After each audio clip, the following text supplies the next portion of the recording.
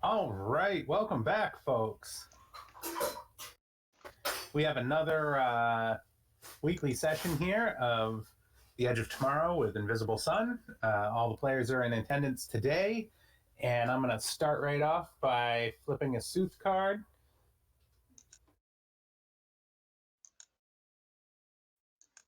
And it is a busy session, so I'm going to try to keep things moving tonight.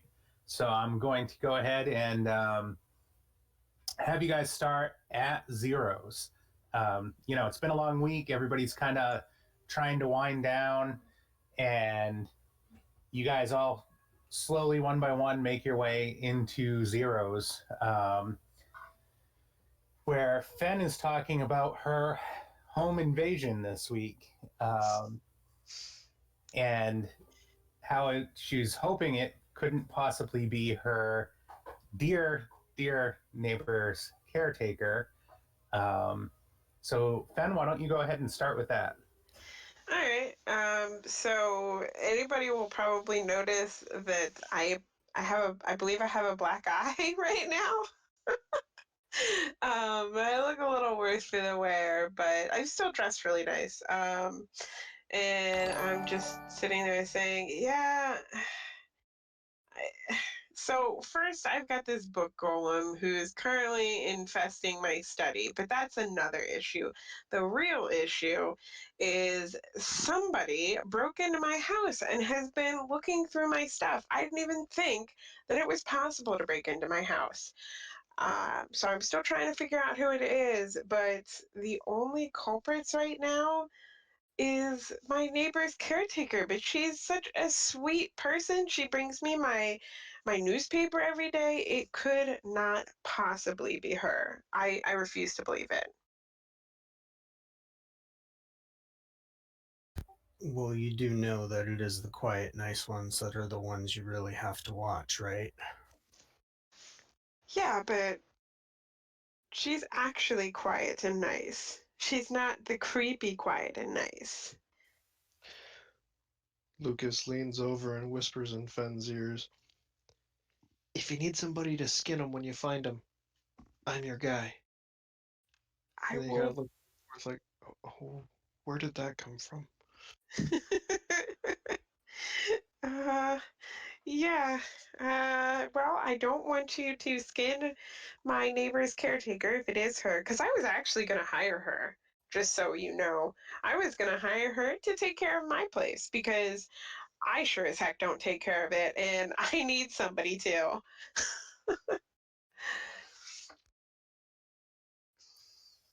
I bet it was the demons. The who? The demons. They were corrupting your caretaker's mind, taking over her. I suppose, but that still leaves it with her that did it. No. Well, maybe you should just ask her. I Ask her if she will. noticed anything odd going on next door. I think I am gonna ask her, cause yeah, I've got my friend down the street, Crate. She's gonna be asking my household appliances whether or not they saw anything, and in that, while that's going on, I think I should go ask the caretaker, see if she saw anything, since she always comes over to drop off my newspaper. Wait a minute, Fenn. Your household appliances talk? No, Crate, she can talk to everything. So that's actually how she helped me put together my master's writings when they were all like mixed up and destroyed. She just spoke to all the pieces of paper and they told her what order they were supposed to go in. Then of course they all like put themselves together and turned into a book golem. But that's yeah. Oh my But no. goodness, I'd never be alone if I could do that. I know. I mean, that would be amazing if I could just talk to things and they would tell me what they knew.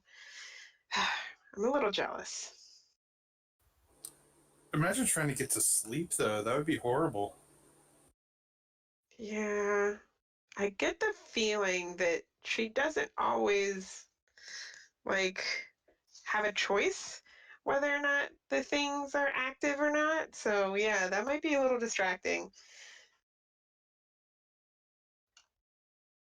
if you'd like, I do have an object of power that could, if I draw a face on an object with it, it will be able to look around and speak. Maybe it could, look around for intruders and let you know what it sees. I could put that on my door. That might work. Or maybe that would be too obvious. Is it weird to have a face on your door? Not necessarily, although it might be weird if the face talked. Yeah, I don't think it's weird. I got 4 painted on my door. Do they look at people? No, I just painted them because I was bored. Oh. I talked to them, but, they've yet to talk back. I'm sure they just have to get to know you better, Lucas. I bet.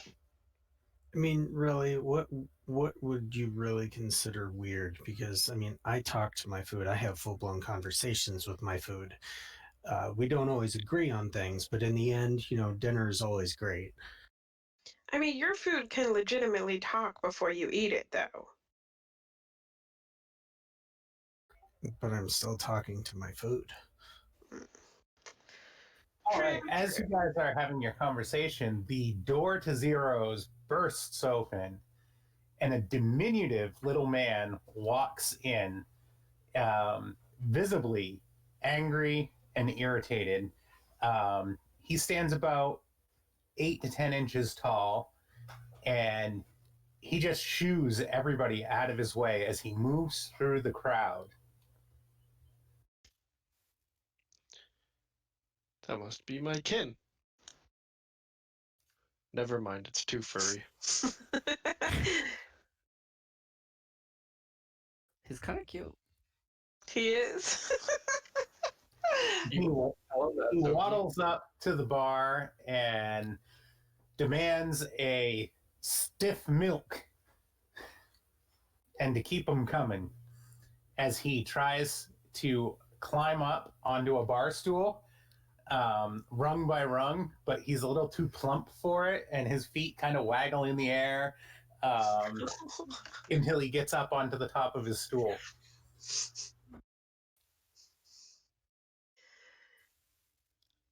I want to help him, but I'm afraid he's going to get mad at me. Lucas will walk up or to the turn of the group. Anybody else want another round? I'm fine. I've got Yes, definitely. I would round. He's counting on random fingers, pointer, pinky. Okay, I got 2. I'll take anything but whatever stiff milk is. That worries me. But don't get a stiff milk for me. I'll take anything else. Okay. Oh, ask for just a glass of ice for me. Glass of ice. Oh, okay, I'll try. And and he will, not mockingly, but he also has to climb up the bar stools. So he'll climb up the one next to him and try to order. I need 1 more of what the guy in all black is drinking. 1 more of, I forget, something about ice and a stiff milk. Samuel pounds his fist on the bar and says, "Yes, keep him coming." Says, "Oh, hi, I'm Lucas. Just Lucas." And he'll extend a hand. Lucas, go ahead and make an interaction check with Samuel. Shit. Easy, easy. And nice. Lucas, fine to meet you, but the name's Samuel. Samuel Stone. Samuel Stone. Sounds familiar, but I can't place my finger on it. Where are you from? All over parts of Saturnine, really. I'm the official exterminator of all types of vermin. Roach goblins, grigs, were-rats. Oh, wow. You sound like a pretty brave guy. I've come across were rats one time, but I did find that they're not too easy to skin. It's hard to get the blade between the fatty layer, the membrane, and then the fur. But if you cook them first, it's a little bit easier. You just have to scrape off the crunchy fur when you eat them. You know what I'm talking about, Sam? I like mine sauteed with a little bit of garlic and butter myself, but sometimes when me old mallet gets too frisky with the fellas, there ain't much left to get to eating, if you know my meaning there. Yeah, that thing looks heavy. You could probably turn them into pancakes with that. Yeah, old Whacker does a good job. Old whacker. This is Sren, and I'll point to my bow floating behind me. That's my old whacker, if you would. I don't actually call it that. I'm sorry. I was just trying to be cool. So, you seem kind of upset. What's going on? A downright stubborn vermin. He's eluded me for far too long, and if I don't do something about it soon, I'm probably going to lose my job to some tabaxi cat. Lucas shudders at the word tabaxi. There's some nasty folks there. I would not want anything like that to happen to you. You seem like a good guy, and Lucas kind of clumps up the drinks that he's half-assed ordered and throws some more across the counter. Says, I'm drinking with some friends. Would you care to join us? We can keep the stiff milk coming. I'll always join one for a glass of stiff milk. Okay, one more stiff milk on the rocks. And Samuel's going to jump down and kind of plop heavily next to his bar stool and then grab his hammer and kind of drag it across the floor. And as different patrons in Vizsla walk in his path, he kind of shoos them out of the way. And surprisingly enough, everybody... Samuel's shooing people with him. Surprisingly, everybody gives him plenty of leeway. As he approaches the table, he looks at the chair, shimmies up the leg to stand in the chair, and even standing in a normal chair, you can barely see his ears over the side of the table. And you hear him very loudly huff in frustration. I'm gonna walk up and say, Octavius, here's yours. Fen, icy milk. Vanessa, milky ice. I think I screwed up, guys. And then I'm gonna take the empty cups on the table and turn them upside down on his chair for him so that he has something to stand on. I'm just looking at my drink going, I honestly don't know what I expected. I've taken out a handkerchief out of my vest pocket, and I am currently, with my hand, scooping the ice out of my drink and putting them in the handkerchief so that I can put it against my eye. Anyway, this here is Samuel, guys. He's an exterminator. Samuel steps so that there's two glasses upside down, and he's got one paw on each glass as he very shakily stands at the edge of your table and puts both hands down on the table, grabs the milk and drains it, and then lets out a ferocious belch. Bless you. I will push my drink without ice across to him. Better out than in, I always say, right? Am I right, Lucas? And then he'll realize that Lucas will realize that he didn't get himself a drink, so he'll just cheers an empty cup and throw it over his shoulder. Shh. Hairball. Sorry. So anyway, Samuel was telling me that he's got some real pesky vermin that he can't get rid of, and he's afraid he's going to lose his job. He's in a bit of a stink today, so I was hoping we could lift his spirits since you guys are good people and all. I hear it. I hear it in my sleep. That damn vermin. Grease and cheese. Grease and cheese. Is that what it says or what it's called? That's what it says. Okay. That Well, I seems think we've rather odd. I think we've worked out what to use as the bait, at least. True. Have you ever tried using that as bait to get it out? He's a darn tricky one. And he's got friends. Too many friends for me. No, this is one varmint I'm not going to be able to exterminate. My days as the exterminator in Saturnine are coming to an end. I don't even know what I'm going to do with myself. I've only used 4 of my 9 lives. Well, I mean, that's 5 good lives for retirement enjoyment. Take a tour of the suns. Who knows? Or a 5th to boost your career. Am I right, Samuel? Think about it. Samuel Stone. The comeback of the history. Slayer of Bentley Hedgecock. You know him. I've ran into him. Ripped the fucker's ears off. A terrible vermin he is. A blight on Saturnine. Agreed. A pest that does need extermination. You're hired.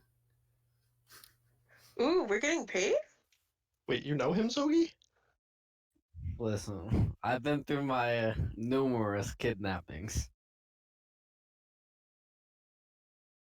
You've been kidnapped or you have kidnapped other people? I've been kidnapped a lot. Oh. Interesting.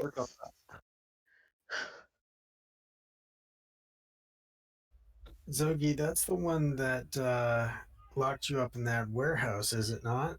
Yeah, it is.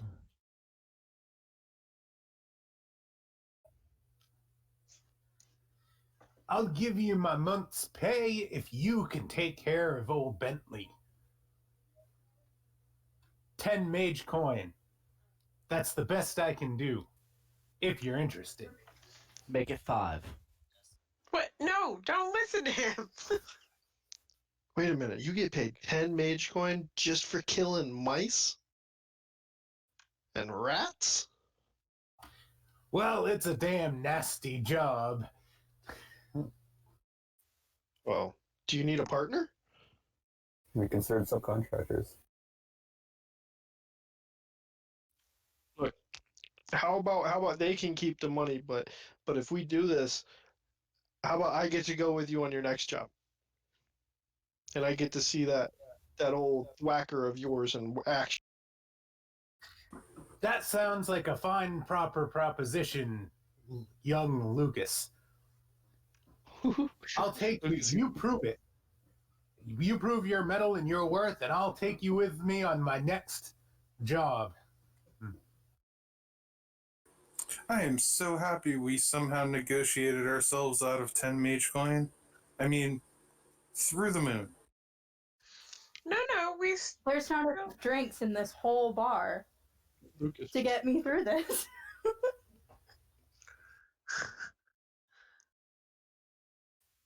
Do you know anything about where he is, Sam?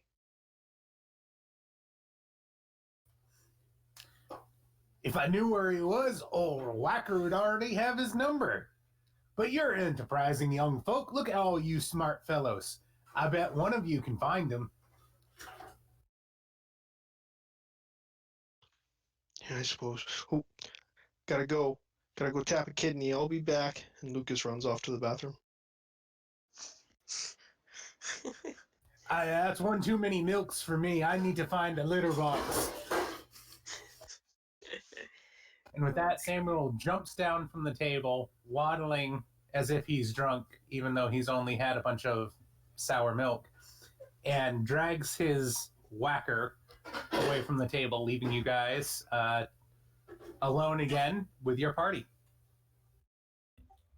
Zogi, you were kidnapped when you were talking to an old friend of yours, weren't you?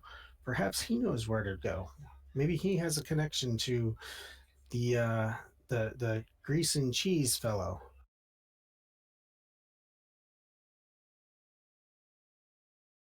I suppose he does, but unfortunately, I've not been in contact with him for quite some time.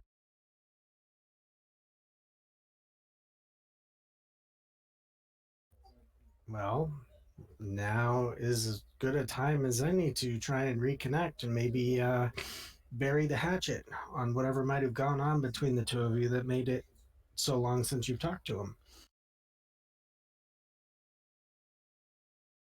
I suppose I could go to the Hall of Records and start there, and maybe you guys could maybe get ready, whether you need to go to some shops, get some new equipment.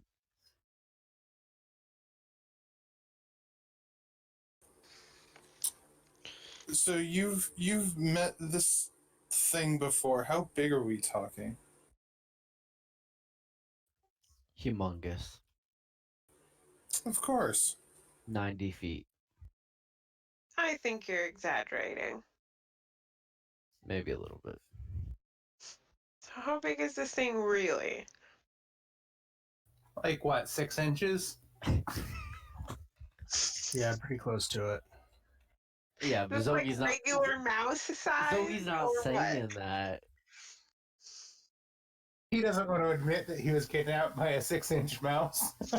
I wasn't kidnapped by the mouse, to be fair. That's not what you just told the group. She. Hooey, you do not want to go in there. Asparagus for dinner last night. Whew. I'm all good now. Oh, where'd Sam go? You probably passed him on your way out. He said he was going to the litter box. Well, I guess that's one word for it.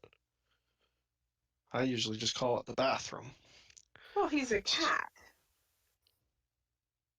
Yeah, don't cats pee outside? I don't know. Wild It cat was a too, I talking cat. suppose. So I guess we have to go get a rat. Mm-hmm. You have any idea of how to find a rat? I'm pretty good at finding things, but I would need a starting point. I can track it wherever we go, but I mean, I can't just pull it out of thin air. We need a spot to start. Didn't Sam say that he heard it when he was sleeping? Too bad we don't know where he lives. I think he may have been referencing that he was hearing it like in his sleep, like it's kind of haunting him, the fact that he can't catch this stupid thing.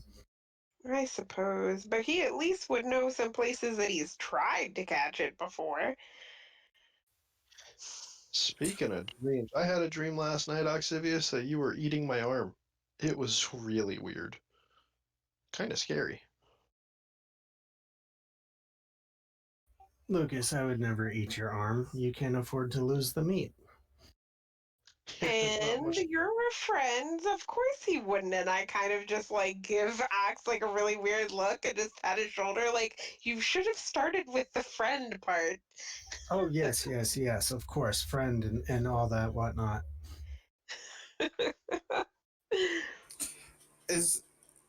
Did I miss something, or do we not have an actual reason as to why a professional exterminator seems to be unable to exterminate what is just a 6-inch mouse? Like, what is special about this mouse? It's aligned with Demonkin. Yeah, ask Zogi. He seems to know about it. Teeth start chattering, starts biting on the nails. Demon what? I can actually hit it fighting. Oh, nothing, Asa. I meant Lucas. What did you do, Yogi? I accidentally called you by your other character. Oh, So I guess we try to find this thing. We have Zogi give it an exorcism, and then we step on it, right? Something along those lines. Well, I've made easier money. All right, so we know we need to get moving, so let's finish up our drinks. I'll take care of the tab, and why don't we make our way outside so we can get things underway? All right. I'm taking my ice until it melts. As we gather outside waiting for Oxivius to come out, Lucas is doing handstands on the side of the building. Wait, It's a on the little tipsy, side of the but building? like using the building to hold him up because he can't really do handstands. Okay. I was picturing like a handstand, so you're horizontal from the side of the building. Yeah, he's going all Spider-Man. All right. You guys exit Zeros into an alleyway in Fartown, and as you're waiting for Oxivius to come out, Fen, you happen to notice the caretaker from your neighbor's house darting from shadow to shadow down the street. And she looks very suspicious, holding a robe tightly about her. As she runs up to a old door, and she knocks on this wooden door 3 times and waits patiently, and the door cracks open just a little bit and she slips in. So, since I specifically haven't given her a name yet, what is her actual name? Because I want to call out her name. Her name is Fawn. Okay. So, when I see her, I'm just going to be like, Fawn, is that you over there? And then if she doesn't turn around and she just goes inside, I'm like, wait, you guys, I think I just saw my neighbor's caretaker over there. She was acting really weird. That probably means that you want to go figure out what she's up to. Of course I do, especially since some people, not me, think that maybe she broke into my house. So I'm going to go over to the door. Lucas will follow. All right, it's a wooden door, and there is, when you approach it, there is a hand imprint carved into the door with a triangle in the center of the hand and an eyeball carved into the door. Not a real eyeball, a picture of an eyeball carved into the door. Okay. And I never saw her do anything other than just knock 3 times, right? That is correct. All right. I'll just turn to Lucas and be like, all right, let's play it cool. I'm going to knock My 3 hand times. on. What? There's a handprint, Fen. You can't knock. You have to put your hand on the thing. Yeah, but she just knocked. Oh. This isn't like the books I've read. I mean, I would have thought put your hand on it too, but she only knocked. Try. Okay, So maybe I'm good. knock. Yeah, I'll knock 3 times. And then cross my arms and try to look really cool. All right, so after you knock 3 times, you can feel like a ping of magic, and the door releases so that it's loose on its hinges and kind of creaks open a little bit. All right, let's go in. Hey, guys, it's open. And I'm going to open the door and motion Lucas to go in and try to get the others to come to the door. Isn't this breaking and entering? I knocked and it was opened. That is not breaking and entering at all. Well, it's a fun door. I'm gonna follow. It's going to be entering, then breaking. A little miffed that I wasn't asked to go into what might possibly be a thieves guild, I will just simply walk over and join the rest of the group. I was motioning everybody. Lucas was just the one who followed me over. Gotta protect my homie. I'm going to take Sren off the baubles, throw the baubles in my pocket just so I have it in hand if I need it. As I walk by, can I make a knowledge check to try to figure out what the symbol on the door is or what it means? Sure, go ahead and roll it. 6. All right.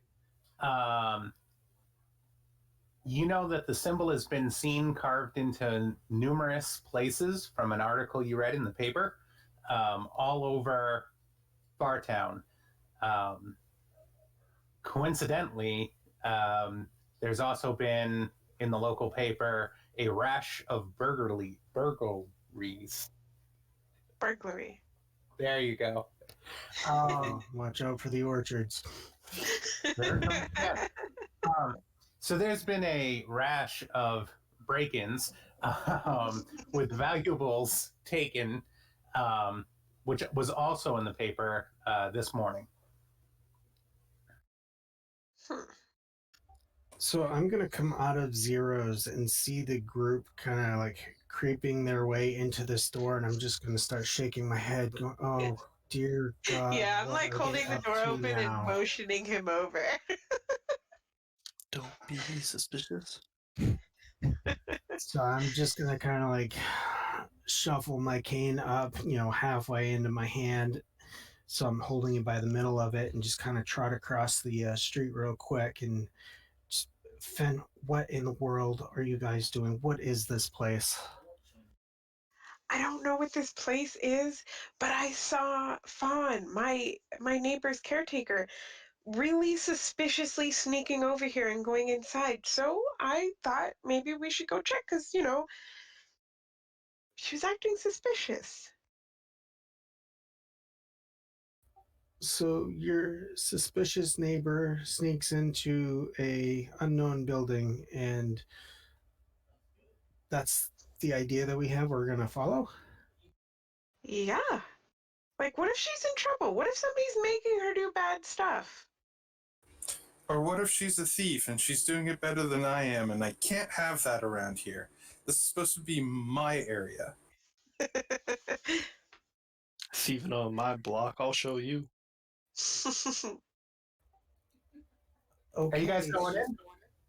Yeah, everybody's in. I guess I'm picking up the rear. All right. So as you guys enter, you find a rundown, really shabby apartment. There's a fireplace with some candles on top and a flame going in the hearth.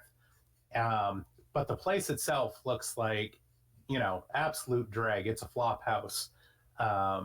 And Fawn is bartering with a woman sitting in a chair. And they both turn and look up as you guys enter, rather surprised that you are here.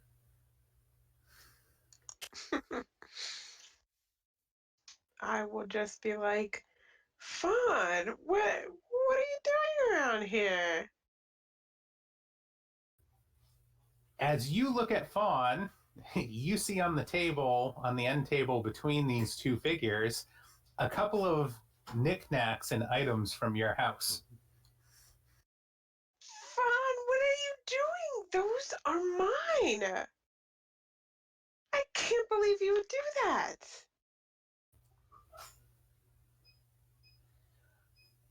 I'm sorry, miss, but he doesn't pay me and I don't get enough food, and it's all I can do.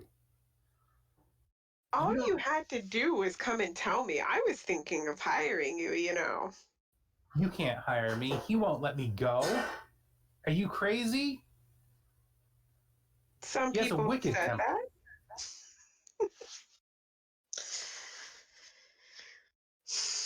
Every time I've tried to get away, the bond keeps me from leaving.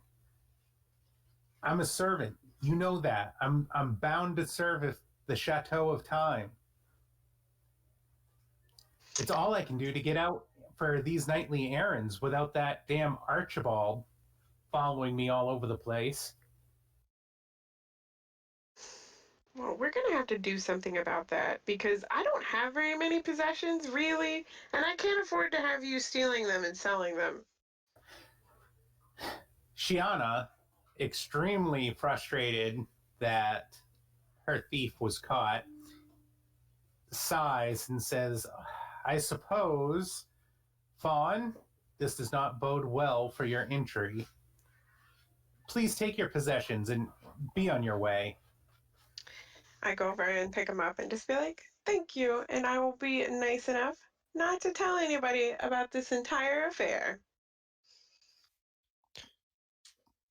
Is the bird actually there?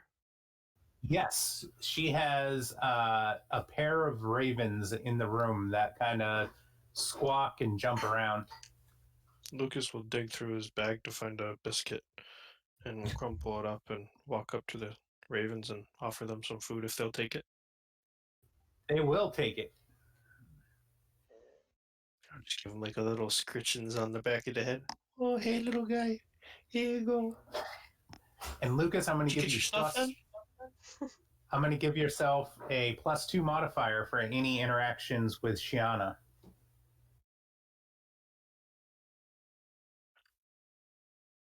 Oh, cool. I am going to try to pull Fawn aside, and I hand her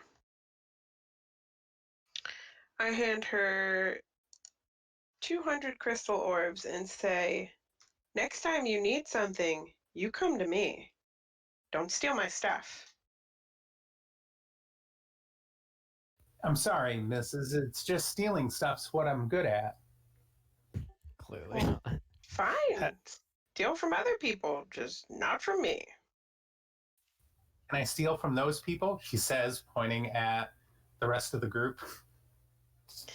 I kind of lean and whisper, you can try stealing from her over there, pointing at Vanessa, and I'll just say, she might actually find it pretty fun.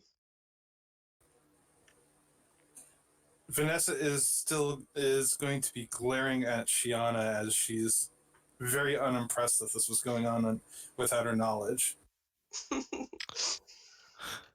Turning from the ravens, I'll give like a side glance over to Shiana.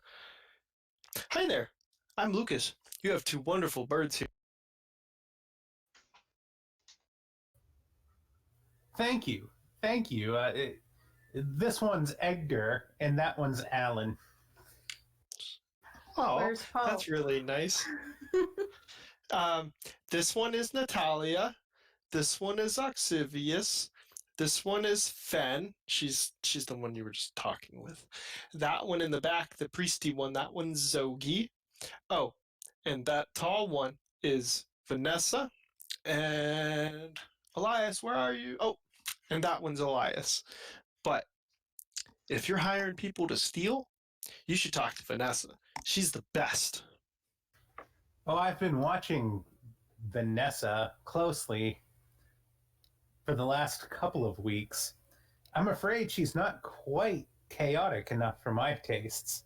Oh, Jesus. Is Careful with that word? a challenge? I bet she could prove it to you.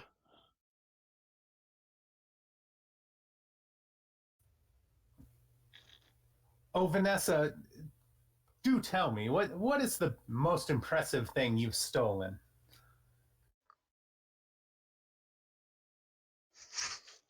That mask, probably.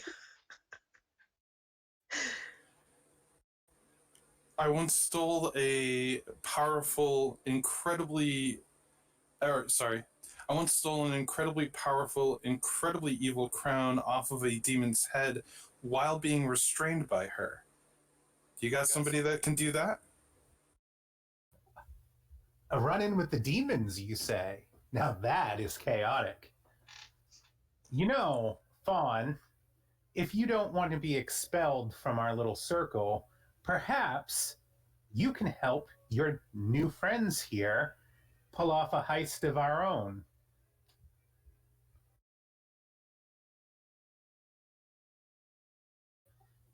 Fawn looks very uncomfortable at what Shiana is suggesting. It's fine, Fawn. We'll keep an eye on you. I'll keep two eyes on her. Ew. The the master would not like that. Well, Too bad. He's a jerk anyways. By master, who specifically are you speaking of? Well, Mr. Crane's the one that stays at the chateau most of the time now, and he is not a nice man. But even more so, his boss, not a good person at all. And well, he's a demon. But I know what she's thinking. She's thinking you guys will help raid the demon's chateau, and there'll be plenty of valuables in there. Yeah, there's tons of valuables that's inside the chateau. But I can get you in. But if I get caught, Archibald, Mr. Crane, he'll kill me. Won't matter if he's dead, am I right? I absolutely agree with you, Zogi. I just heard valuables. I'm in. I mean, I'm pretty invested in this because if all of this goes sour, I live right next door. So yeah, I want this to go right. Archibald's been up to all sorts of different things and causing mayhem all over the place. If we have the opportunity to take him out, then this might be a good one. Excellent, Shiana says. Fawn, you will aid these folks in acquiring access to the chateau, and in doing so, you will keep your standing in our circle. And Vanessa, you will impress us with what you're able to take from the chateau. This sounds like a win-win and a most chaotic evening ahead. Let it be known that when we complete this, and I do mean successfully complete this, I absolutely need to know just what is going on here. Because last I checked, I was the only sneak thief around these parts. No, Vanessa, I do believe you're just the only bad one. Hey now. You're the only one you see. I'm sure she is a very good thief. She's just never successfully stolen anything from us that we know of. I don't steal from my friends. That's the only reason you think I'm a bad thief.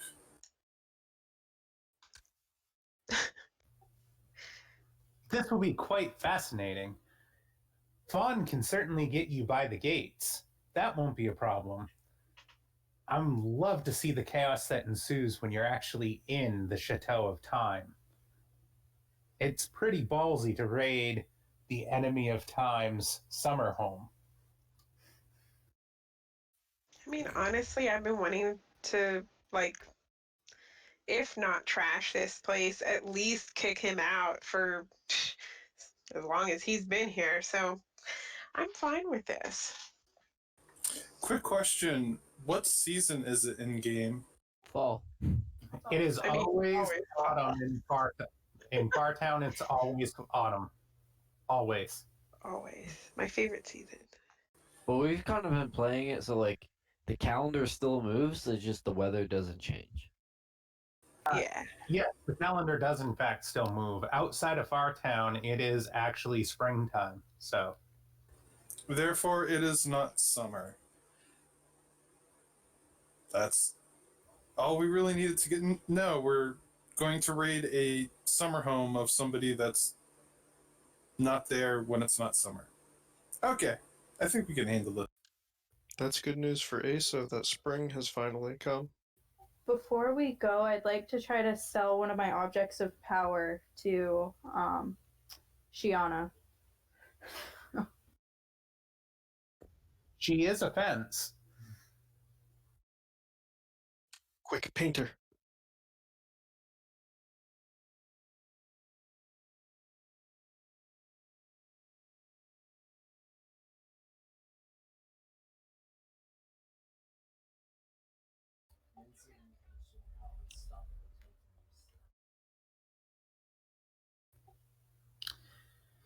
What a lovely trinket.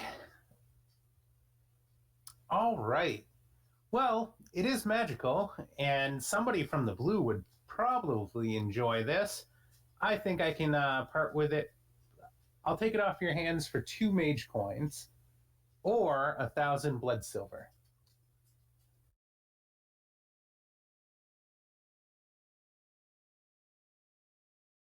Lucas steps up to the table next to her, says, I'll take it off your hands, Natalia, for 3.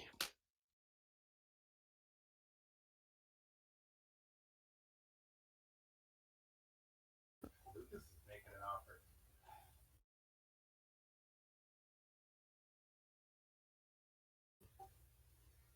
I think Natalia's changing her mind. I don't know. I need a refresher on what blood silver actually buys. I don't.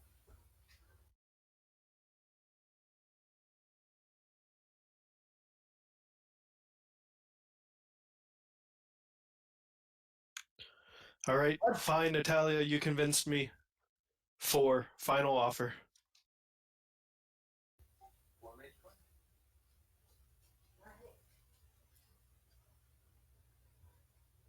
Okay, Lucas, I'll take it for 4 mage coins. Oh. He opens his hand holding 4 crystal orbs. About that. Maybe Shiana will buy it for more. I only have crystal orbs. I was just saying 4. See, and I thought he was Anyway. measuring the magnets. I'm gonna turn back to Shiana then and ask her. I think I want to try the 1,000 blood silver because that sounds really cool. Isn't it that stuff that'll hurt you if you hold too many? Yes, yes, indeed it is. Really? Yeah. Masochism money. Blood silver are silver coins that carry a curse. Each one is worth about a crystal orb, but most people won't take them because it's like an evil currency that's used, primarily by mercenaries and assassins and stuff like that. Okay, we'll stick to mage coins. Usable currency here. It's said sometimes that certain things can only be bought with blood silver, though. So, Yeah, nobody else in the group has it, so it'd be interesting to. And your boyfriend's a demon, isn't he? That he is. Barely. what do you say? All right, Don't hold them.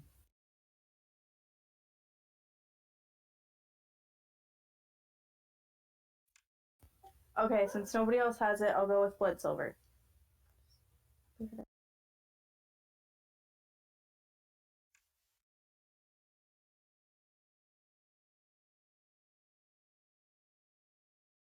All right. She's going to take your item and give you 1,000 blood silver, and you need to go ahead and take a resistance check to hold off the effects of the blood curse.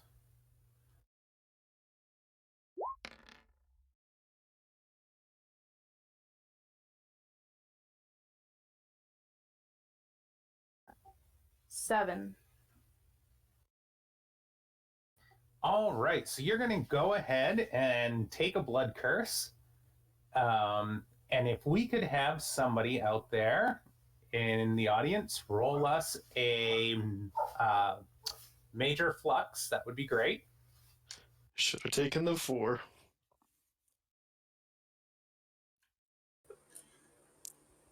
While this is going on, can I go over to Fawn to have a word with her?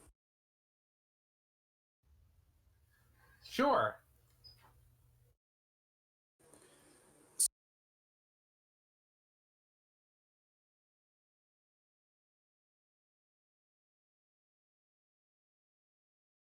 What are you going to say?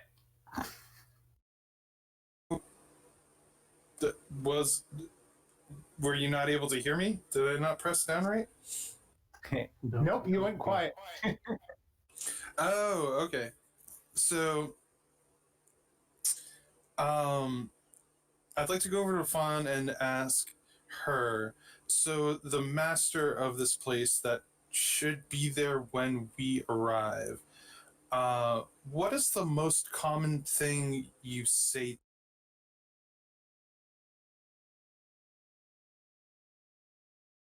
Out after most common. Most common thing that you would say to him? I avoid that master at all costs. When he's there, I try not to be there at all. Stay out of the same room as him. He can snap and turn you to dust. Like, I've seen him do it. You know how many caretakers there's been before me? Fortunately, he doesn't come around often. Okay, how about what would be the most likely thing that you would say while there?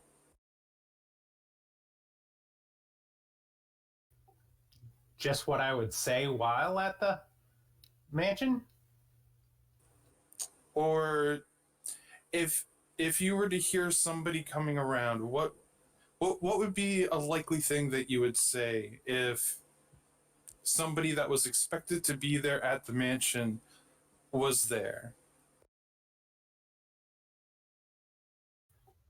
I just keep my head down and say, "Sorry, sirs, just cleaning," and move along without making eye contact. Sorry, sirs, just leaving. Perfect. Do me a favor. I need you to hold this stone and say it just like you would when you were there. And I'm going to hand her this.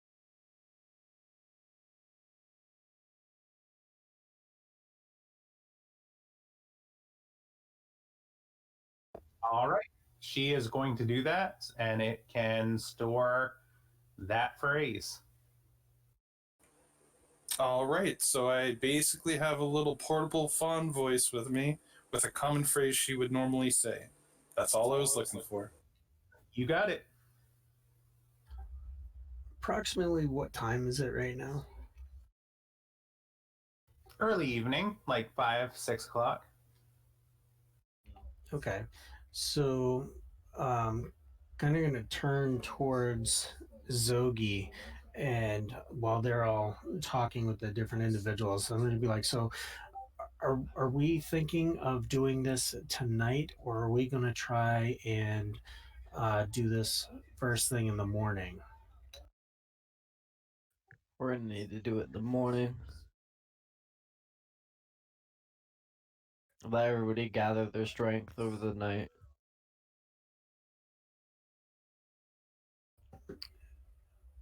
Okay. So, do you think we should probably confirm that everybody agrees with that? Yeah. Most likely. Most likely once we leave here, I would think.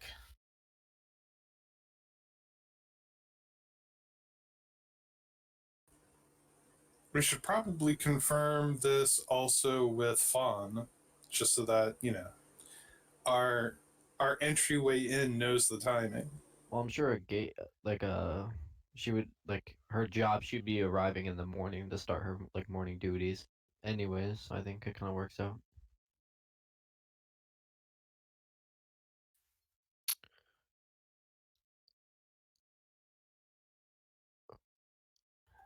Lucas. Uh, Go I'd ahead. also like to sell something to Gianna. Absolutely. I'm just gonna say to the group, sleep over at my house. Got lots of rooms.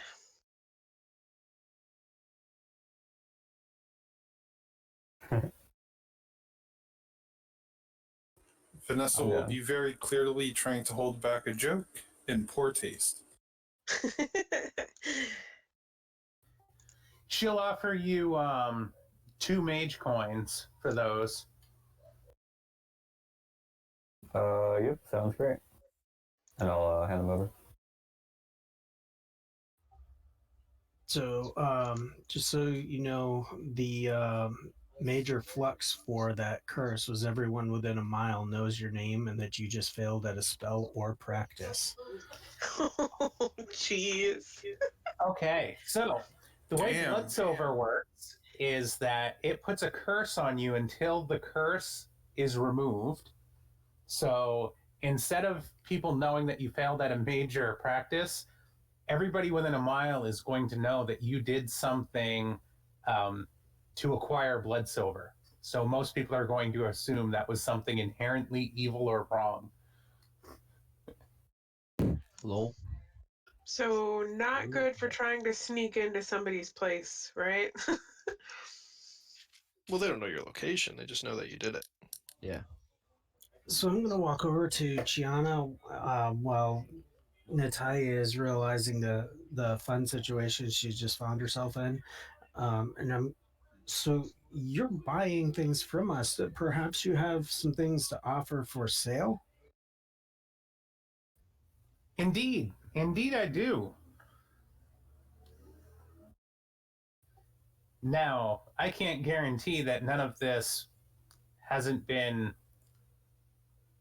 let's say, transferred ownership.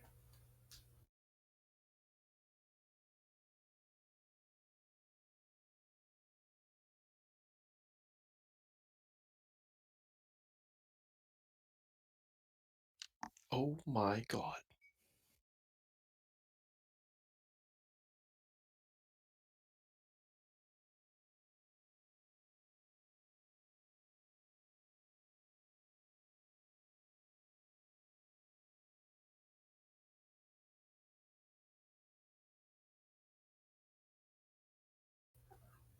So she pulls an assortment of objects of power out, um, and you see some very, very expensive stuff. You just looking at it, you know that it's going to be very expensive. It says, if this is a little too highbrow for you, I also deal in some secondhand ephemera items as well.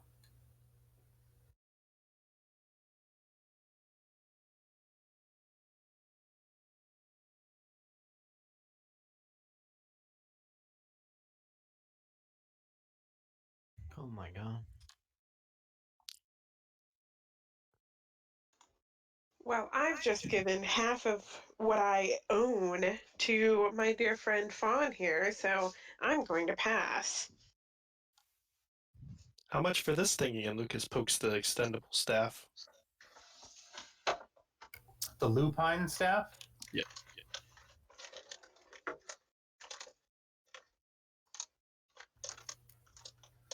That level 15 one is no joke, though. I know, I saw that. I was like, wait, what? Even the level 11 one is pretty badass.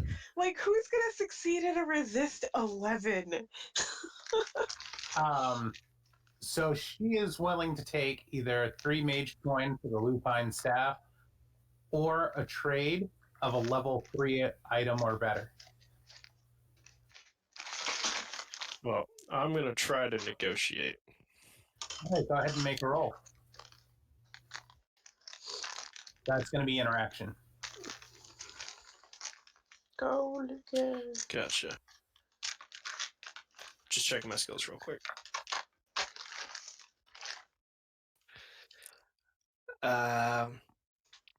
Could I possibly add my 1 level in valuation to this? Yeah, I'll give you the level for that. And don't forget the +2 for dealing with her ravens. Yes. I'm going to make an offer on one of those as well. In a minute. You want a raven? It's going to be a 4. Bastion, this is my chair. I need to sit in it. But what I'm going to offer is I'm going to my eye gloves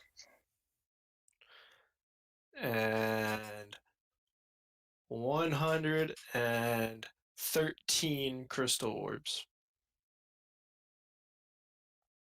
And Lucas is going to be piling them out of his satchel onto the table, handful at a time. Say, how about this for that?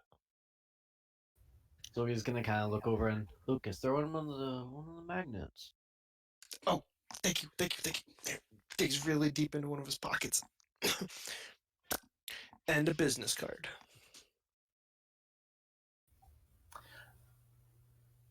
Deal.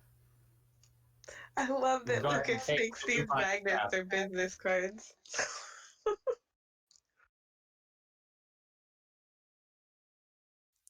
His, Aguir's really nice. No chance that you'd be willing to part with him, would you? No, there is no way I'd part with such a dear friend. Well, can I come back and feed him sometimes? Absolutely.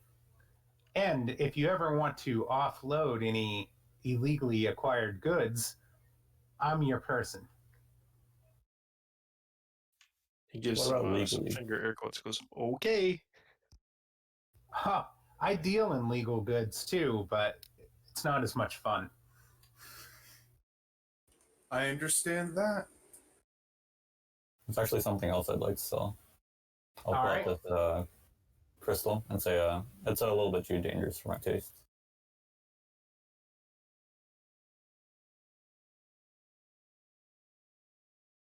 I'll also point out the blue second heart and ask, hey, do you have any of those in other colors? Why don't you go ahead and make an interaction check and we'll find out. Oh, out of banana.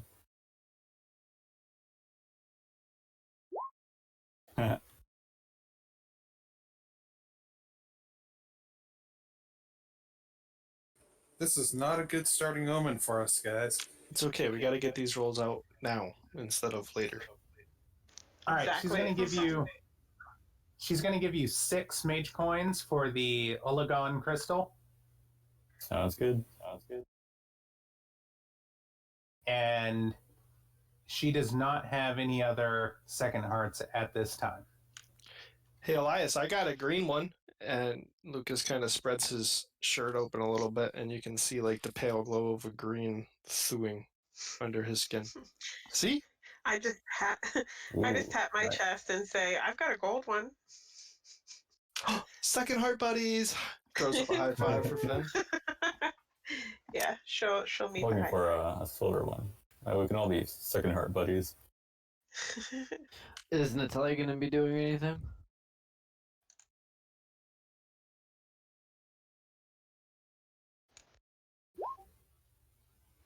Am I going to be doing more what? Like any trades or anything? I don't think so. Alright, Zogi's going to walk over and kind of like notice that you're not feeling too well and kind of ask you what's wrong. I now have the blood curse. Oh, that's a bummer. You mind if I try something? Not at all. All right, and I'm gonna try to use cleansing in hopes to rid the curse from her. All right, go ahead and roll it. Add another, so you have 2 dice on that roll. All right, and I'll push it by 2. Go for it.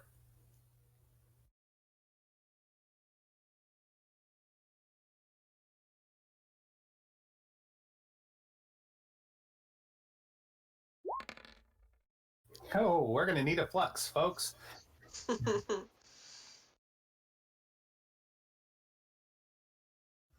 And Here we you go. try to lift her curse, but she is carrying way too much of the blood silver currency. It's just way too potent for you. Okay. Well, I tried. I don't think I was successful, but don't you worry. I knew just the thing to cheer you up. I stopped by your house earlier this week. You weren't home. I was there. I just kind of chatted with her, and I was going there to drop something off. I dropped off some type of weird forge I got a while ago in your backyard. I just figured that's where you do your stuff. So Thank you. I'm sure once when you inspect it, you could figure more about it. I never really knew what it was, and it's not really my area of expertise. I most definitely will. I'm gonna have to. What did Zogi do? Zogi tried to cleanse Natalia's blood curse and ended up rolling a minor flux. So now he has a terrible headache for the rest of the day. Last time that I got that flux, I actually had a headache in real life for the next 24 hours. Nice. So So you'll just have to note that that's a part of your house max limit, not your inventory.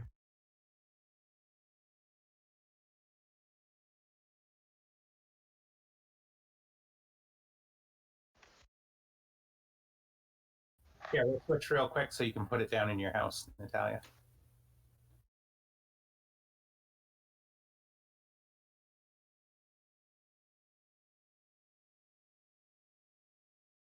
All right.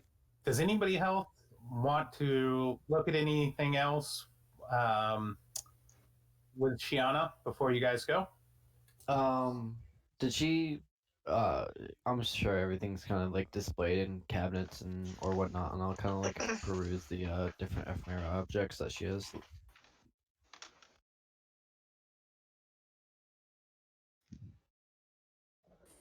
Vanessa is fully expecting to do her dealings with Shiana after this heist.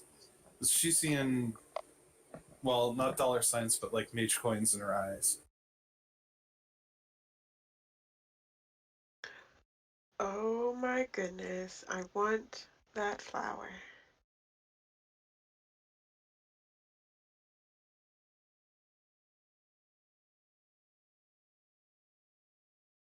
Oh, that's actually. Well, that seems like a good flip considering.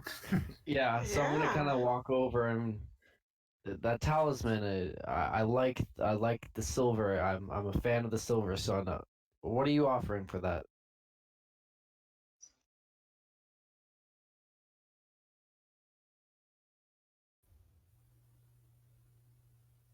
Go ahead and make a roll, Zogi, against Okay. her interact. Okay. I have a rank in interaction, so I'll be using that.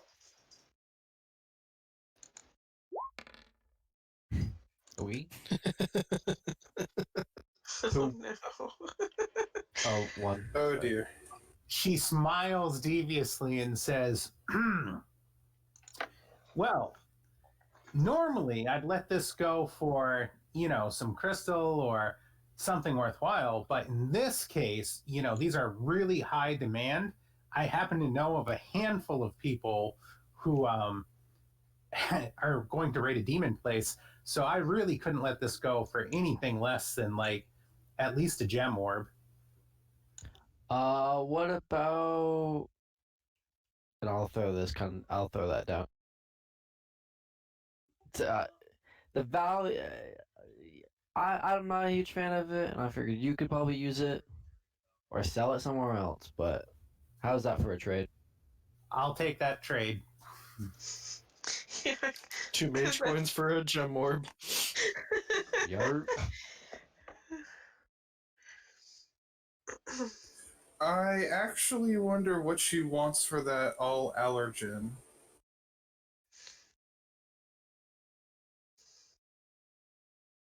Go ahead and make a roll, Vanessa.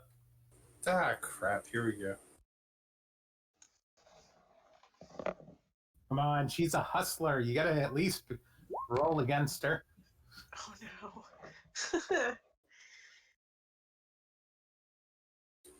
That's about right. One gem orb.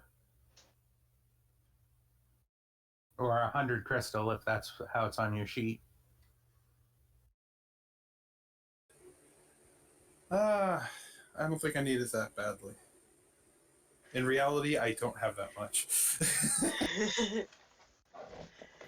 Looking at him struggle, I'll throw a gem orb on the table. Or looking at her struggle. Oh, Zogi's buying it for you. You can pick it up. Wow, have I become the charity case of the group? This entire campaign. I am interested in 2 of those. So I should. Oh, sorry. no, go ahead. I was just going to say very begrudgingly, Vanessa will thank Sogi. Hey, Zogi, I think you got to discard a incantation there. I think you've got one more than what you can have.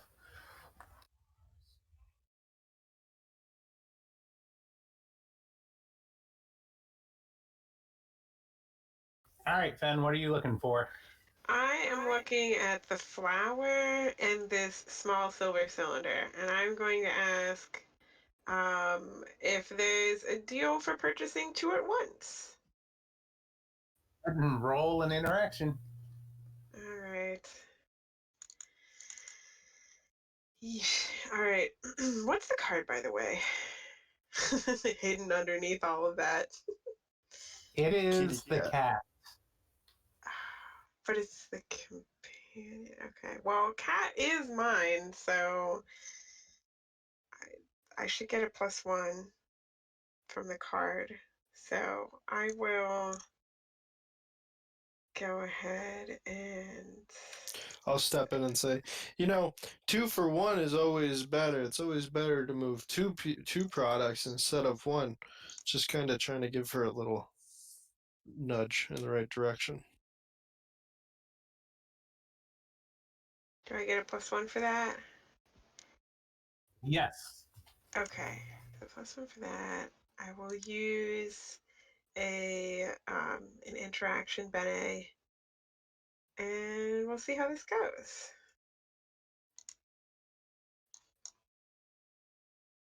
Waiting for it to roll. Wow. Yes. That is an 8.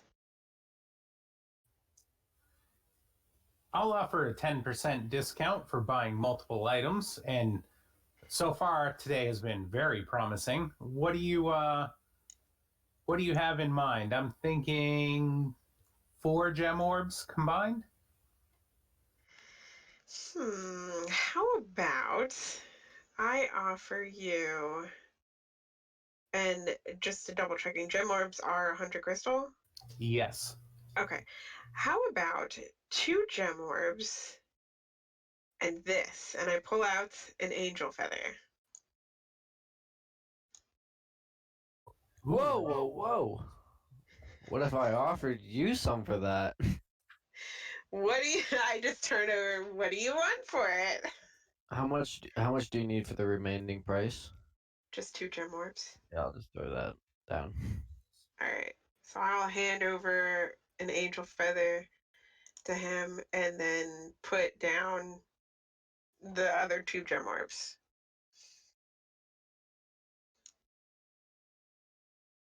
All right, go ahead. And I think that's going to put you over on incantations as well. I'm going to be dropping some incantations. I can hold enough Mara for you if you need it. I would actually appreciate it because one of my incantations might be useful for the time being. So if you could grab the flower. Yeah, absolutely. And I'll drop it off at your house later. Yeah. And I will drop that one and then take this. All right. Does anybody else want to look at anything or purchase anything?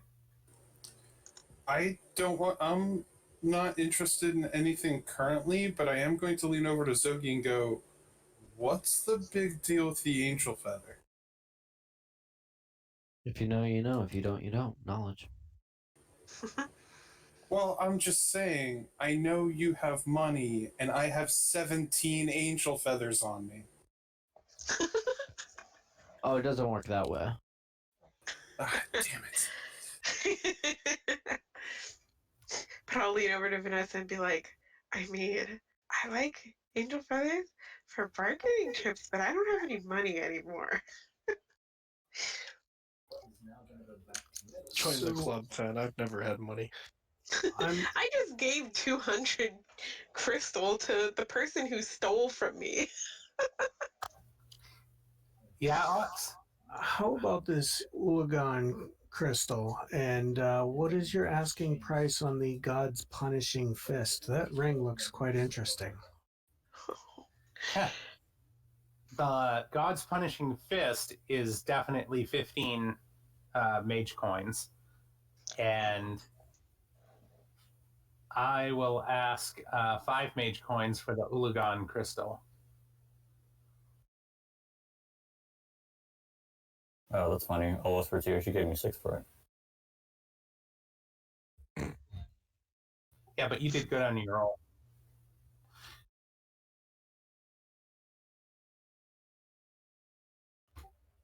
Do mage coins and gem orbs work 100 for 1? No. Okay, I didn't think so. Mage coins are a completely separate currency. Yeah, that's what I thought.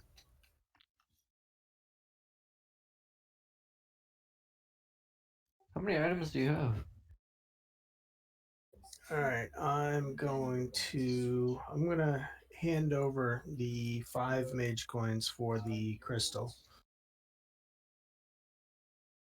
All right, take it.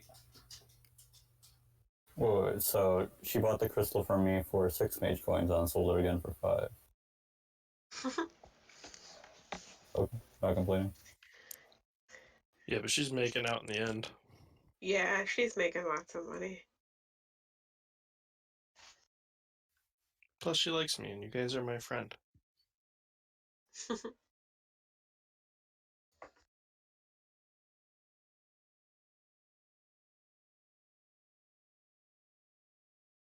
I'm definitely planning on going on some Deeps of Sleep adventures with that flower soon. Careful. Yeah, I mean, Fen's super excited. She wants to see what dreams have in store. She doesn't believe in nightmares. Is that everybody? I think so. Did you need help buying that one, Ox? Pointing to the ring. I can help you out. Oh, No. Lucas, it would be most entertaining to see you assist with that. Says, yeah, sure. Here's half of it. What is I haven't seen the birds in weeks. So if you wanted this one, that could help you, and then you could have that fancy ring for you.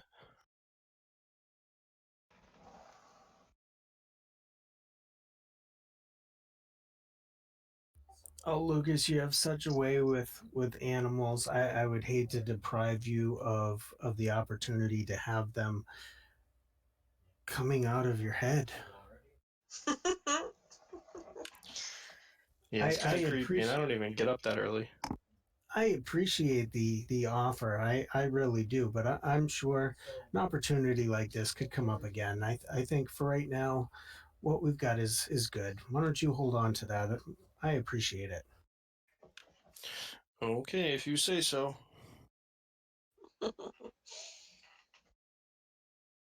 So while everybody's finishing up, I'm going to turn and ask Fawn. Uh, we're considering kind of heading back and getting the rest we might need to make sure we're fully prepared for moving in tomorrow. Do you think that is something that is a good idea? Do you think starting off first thing in the morning is something you can assist with? Yeah, I'll make sure the gate's open.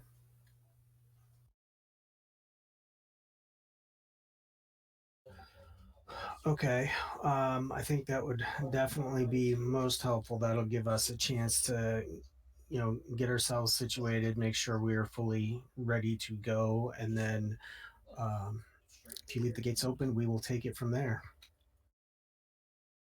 All right. Do be careful in the estate grounds. Oh, we're definitely going to be as careful as we possibly can be, so I can assure you of that. Is there anything specific you can tell us, Fawn? You kind of owe me right now. What do you want to know? So friendly. I feel betrayed.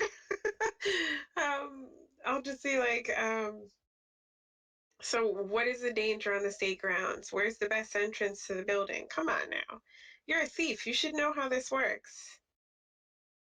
And I like emphasize the word thief, like you stole from me.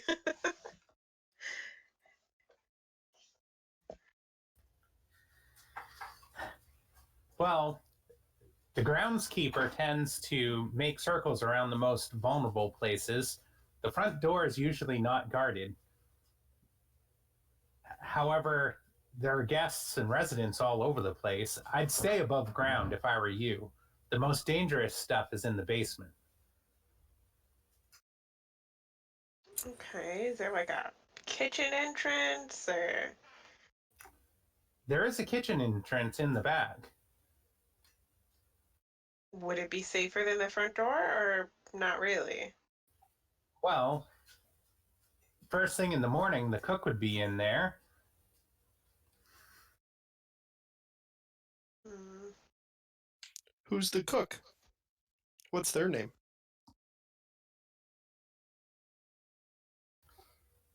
They just go by the tender. Mrs. Chicken. Like, So roughly how many people come and go from the property on a daily basis? How many people are we likely to run into once we're inside? Oh, on a daily basis, there are all sorts of visitors that come and go from the estate. I mean, generally speaking, there's a handful of demons, some of those clockwork guys. There's the doc that is always in her lab upstairs doing stuff, and then little Spangle running around. I mean, it's a very busy place. and where would the most valuable items likely be? They be in the basement where it's most dangerous, or is there some sort of uh, trophy room, something like that? Some of the best items would definitely be down in the basement. That's where the master keeps most of the clockworks. The conservatory up on the second floor, however, has a doorway to some other place. And Master goes in there a lot, and I'm not allowed to go in there. Ooh. When he's not in there, where does he reside? The dark. Nice. Naturally. There wouldn't be any sort of blueprints or maps of this area or of this house that you might happen to know where they were. Would you? I'm a cleaner. I don't do blueprints or stuff like that. I mean, worth a shot. So Shiana, looking very impatient, says, "By the way, you do owe a crystal orb for all the minutes that you're using my living room as a meeting hall." I'll just turn to Fawn and be like, pay her with the money I gave you. And let's get out of here.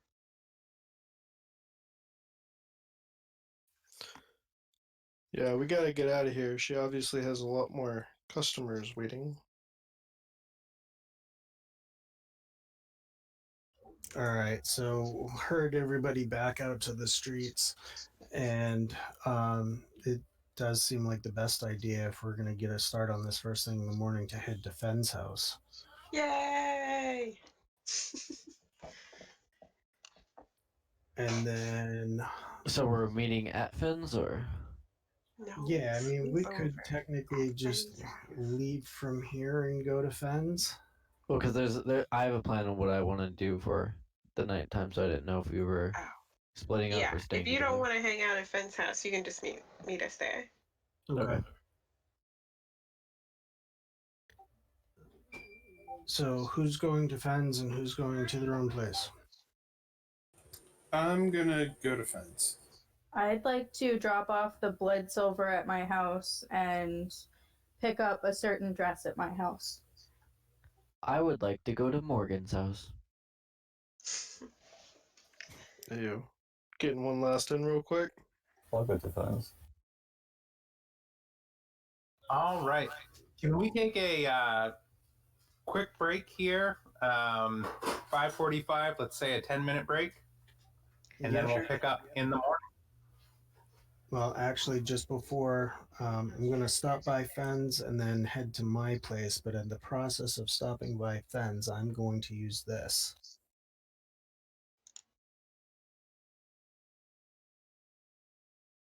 Oh, nice. Yeah. Ah, smart move. I love me cats. And then we'll be back to reconvene at Fenn's.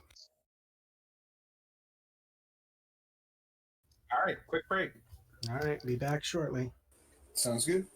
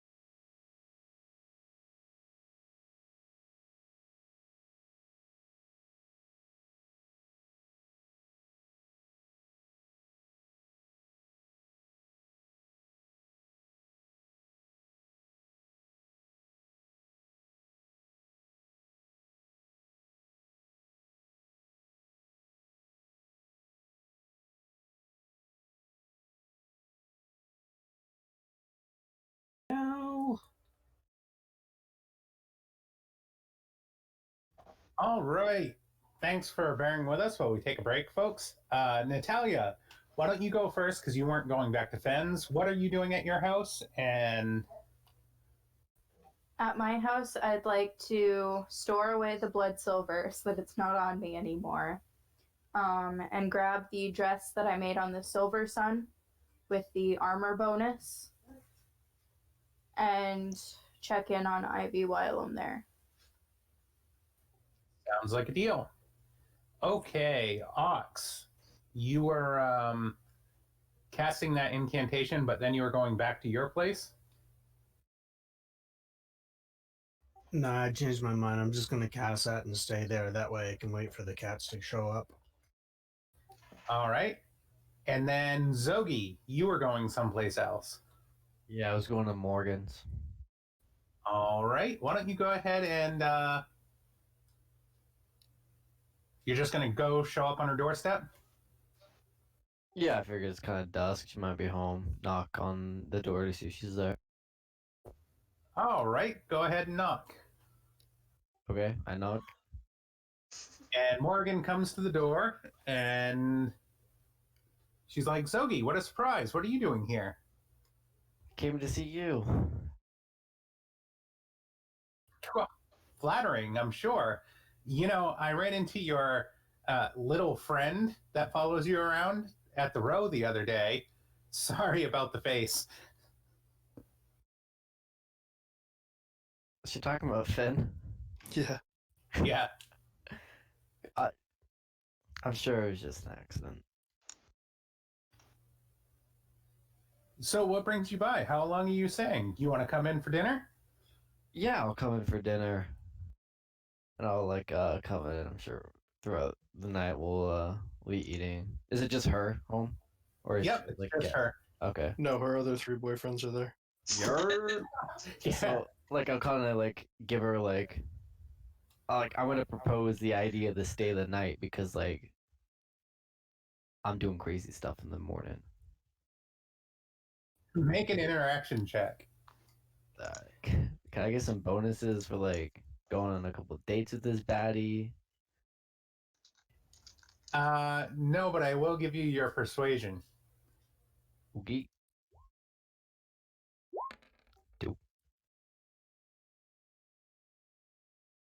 That's a straight up 2, huh? Yes, sir. So what are you trying to cuddle? All right. So you have a wonderful dinner, and you have a really good time.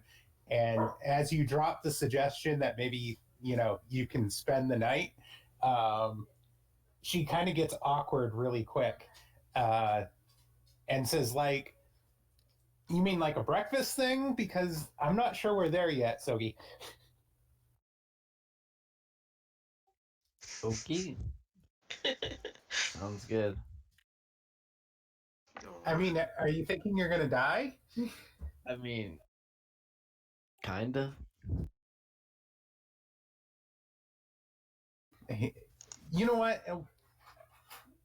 I have a lot going on. There's someplace I have to be early in the morning. I need to wash my hair. No big deal. All right, Zogi, you're on to. So, are you going to go back to Fens after leaving Morgan's, or are you going to go back to your house? I'm gonna just go back to my house and cry a little bit. All right. On the bright side, you could just pretend it never happened when you go to Fens. It's not like any of us will know any better. True. God, you got the washing my hair excuse. Ouch. Can I draw an incantation for the night as well? Sure. I have to say I understand the washing my hair excuse. Lucas is also going to want one over the course of the night. But he is, while at Fens, going to check every room for the best acoustic howl from the staff. So I got to figure out which room has the best howl when I activate the. So sorry for keeping everybody up. All right. Well, I'm more than happy to wander the wander the rooms with you, trying to find the best room. We're hunting for a good planning room? Is that what I don't think so. I think he just wants to do that. Does anybody else want to do anything at Fenn's other than rest up for the morning? Would you like to draw an incantation?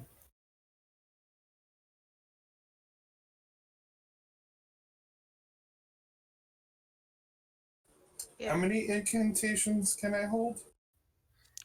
You can hold 3 combined total of incantations and ephemera. Oh crap! That means I need to drop one of the 2 because I have 4.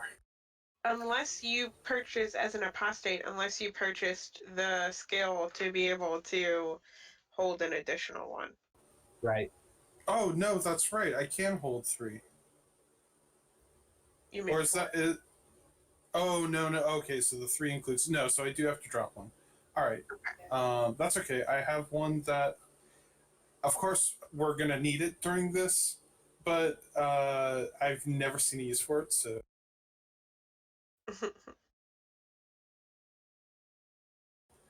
I'm just getting rid of that. The dead wolves whisper the truth.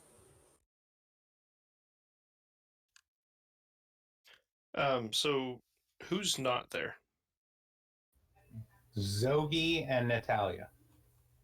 Okay. I would like to be the first to rise and go wake up Oxivius. Okay. I'm gonna, like, can I just sit there and nudge him with the end of the staff, the non-wolf head end? Yes. Ox. Ox. He sleeps like the dead. Ox. Whack. That's how I try to wake him too. Groaning. I was like, of course it has to be Lucas. What Lucas? Well, you're the only one here who can cook, and I'm hungry. Let's go make breakfast. Come on. You guys don't know where the kitchen is. Sure I do. I tested all the rooms last night. I suppose. We're gonna raid your cabinets. Well, so the problem is this. The only way that you can access any of the rooms is from the clock room. And yeah, if you try to use the doors in the clock room incorrectly, you will trigger traps. Well, I wasn't told that before I went to bed. Okay. So, breakfast, Ox? Let's just get something prepared so that when people wake up, we can get a good start on the day. I'm just kind of rolling my eyes like, oh, here we go. This ought to be wonderful. All right, Lucas, let's go make breakfast for everyone. Okay. Did Fen tell you where the kitchen is? Well, last night it was the third door on the left from the one on the right.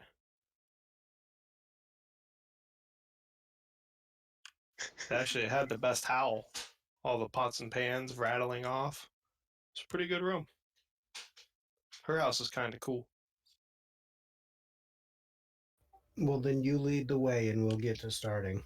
Alrighty. I'm just going to go to the door that was the kitchen last night. And you just try to open it? Well, I mean, I don't know how else to get through a door. Okay. Yeah, so if you open up a door without using the clock dials, you open up the door and there's a trap on the other side. Wait, what do you mean the clock dials? I'm assuming I would have done this the night before when we went to every room, so I would know how to open a door the right way. Yeah, Okay. I mean, I would I'm assume not trying to make this a big, long, drawn-out thing. I'm just saying, like, hey, let's make breakfast for people so that we're ready to go and we can have a plan. Yeah, so you use the clock dial, it goes to the room, the door will open itself if you did it correctly. And then you go through. Oh, okay. So I'll turn the clock dial like I saw Fen do yesterday, and we'll go to the kitchen and say, all right, let's see what you got. I've only had dinner with you. I haven't even had your breakfast. I hope it's good. The last time I cooked breakfast for the group, it was to die for.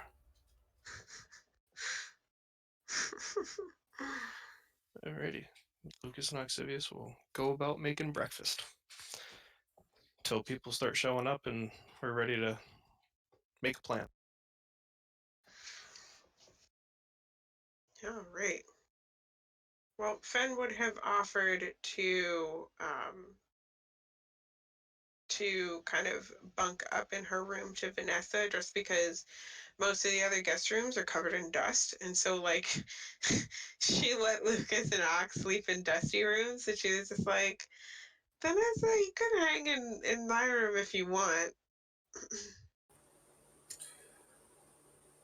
Again, having that moment of so many responses, none of them appropriate, I'll just go, that sounds fair. I can deal with the floor. Don't worry about that. Or Yeah. I guess I'm offering I'll sleep on the floor. She slept on worse because of her house, so. All right. So yeah, her room is really nice, and she wakes up to the smell of cooking breakfast because I've never smelled cooking breakfast in my house before. I'm like, what the heck is that? Is the house burning down? What does that smell? Finn, I think that's actually food. Actually, I'm hoping it's food. Oh my god. That's amazing. I normally have to go someplace to get food. Let's go. And I go towards the kitchen and lead Vanessa. I will follow as close to Finn as I can, because I already don't know what I'm doing. You don't need to get me lost. Well, someone woke him up. Elias tends to sleep in.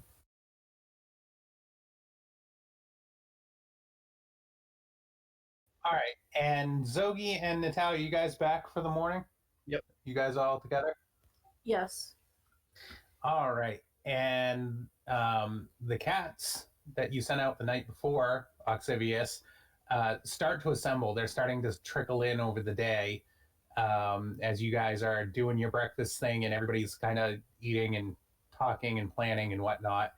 And the cats inform you that there are many demon guests arriving at the house, and that it seems like it's only going to get busier as the day progresses. Awesome. Well, as the cats feed us all this information, I'm just going to look up and over at, I guess, look down over at Lucas. Like, well, that confirms it. Breakfast kind of needs to be lowest possible priority, and we need to get everybody gathered up and get moving if we have any hope of getting this taken care of. Either that, or do any of us have the ability to create disguises en masse? I can disguise myself, but not anyone else. I mean, it actually wouldn't be unusual for me to come over to the house since I am neighbor, but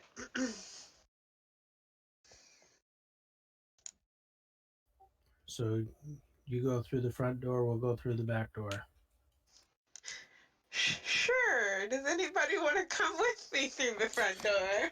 Lucas throws his hand up as high as it'll go. All right. I will. Sorry. I was going to say I'll also go through the front door. It's never been my prerogative to go in the back. That's Big goofy probably smile. fair. Yeah. So you're probably fair, get through the but- gate first. This is an estate, so it's not like walking to your next door neighbor's house and some go around the front, some go to the back. This yeah, is like a we'll all have to full-blown go estate. through the gate together. Yeah. All right, so let's do it. Front door it is then. Right, as we go outside, I would like to cast this straight up in the air. Like, as far away from me, straight up as I can cast it. You're just Yes, I am throwing it to the wind. In the effect of gaining a little birdie from my morning trefoil, but it's not something I would actually use on people. It's too evil. Yeah. Okay. So I want my level 8 birdie on me.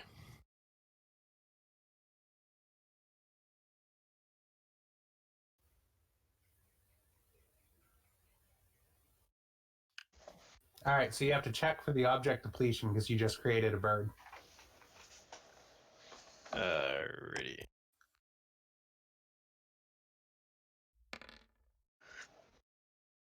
Eight. All clear. Good omen. Good start. All right. So the group heads out. Could I also draw an incantation? I thought I dealt you one. I can deal another one. Oh, was it one of those on the left? No, Thought those were already there when I asked. those were already there. There should be another one in your hand because I'm showing that you have two now, two incantations. Oh, and right. two. Sorry, I didn't see that. That's all right. Okay, so as you guys head out to the gate, you come to a big wrought iron fence, and the gate has been left open. It is ajar, but as you come to the gate, you notice a pool of blood on the gate and a trail of blood leading away from the gate. And Fen, I'm going to have you go ahead and take a despair. Okay. As you realize something has harmed your friend. Man. Could I cast a spell as we're going in? Yep. Oh, this place is tiny. My good old friend Inculpable Aura. All right, go ahead. Roll your pair of dice just to see if you get a flux.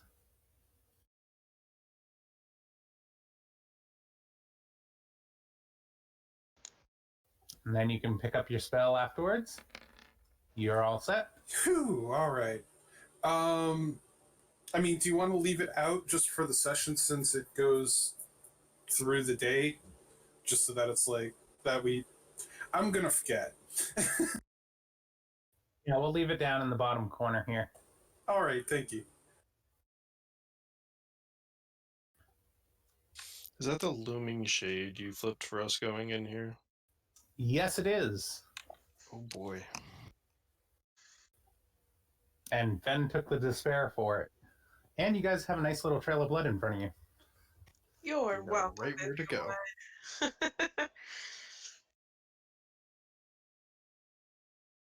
What do you guys do next? Do we see anybody nearby?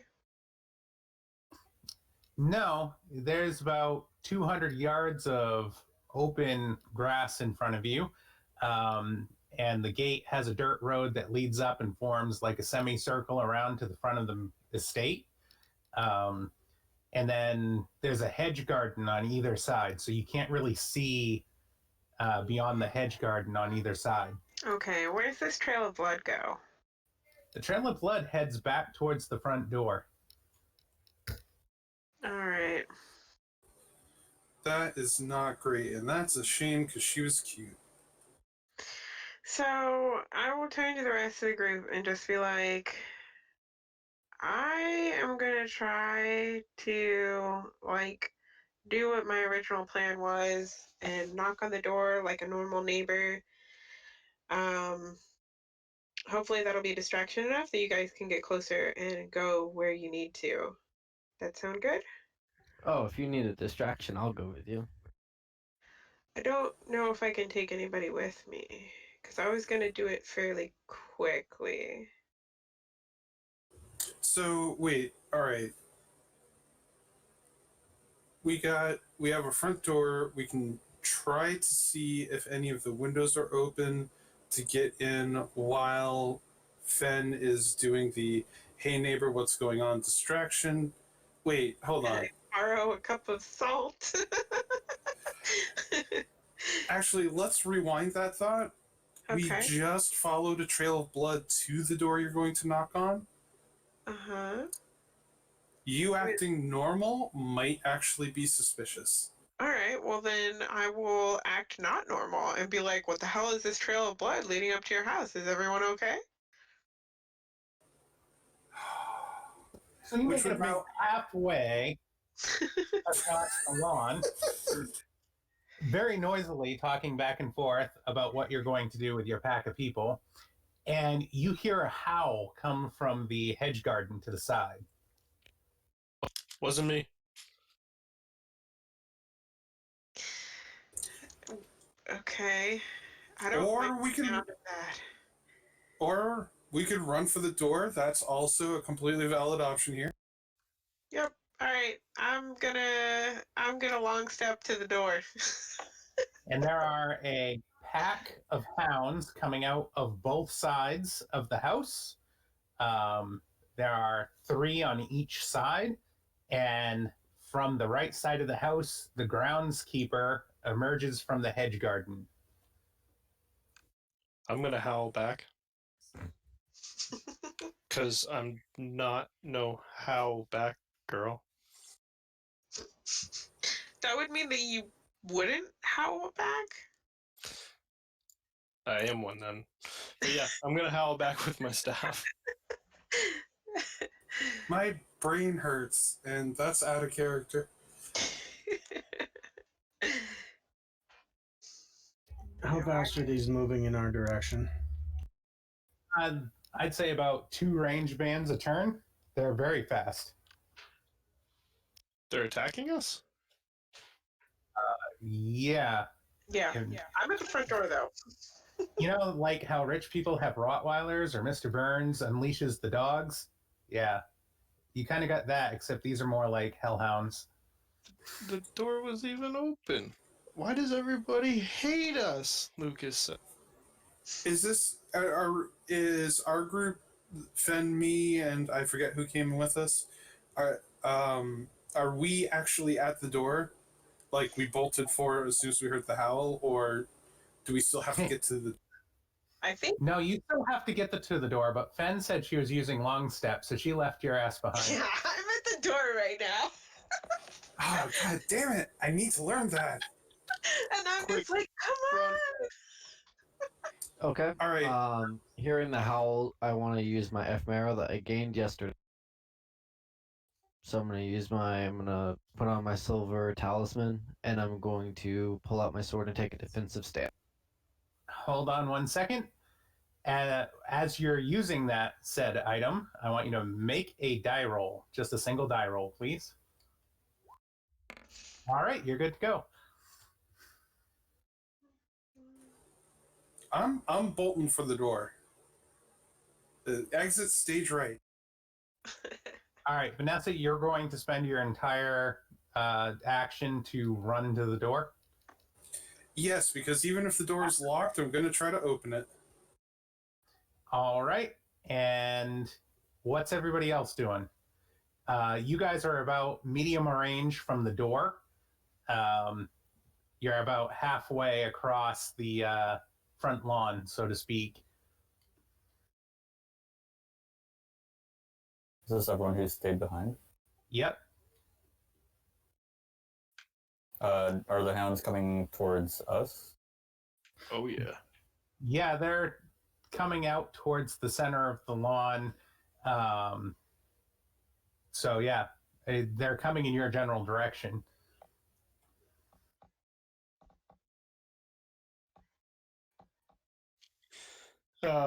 Is the door within movement band?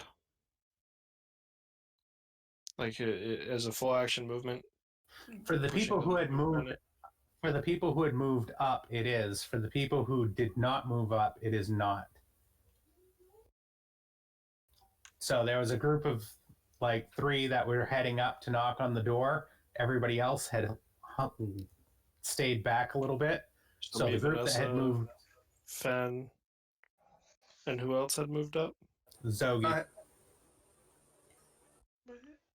I'm gonna move up to where Zogi is. I'm gonna have my cane kind of set in front of me as kind of a defensive posture, and have my sword in my other hand, just kind of prepping myself for when they arrive. All right. Lucas will fall to his back, grabbing Sren and loading the staff as an arrow. And hold it.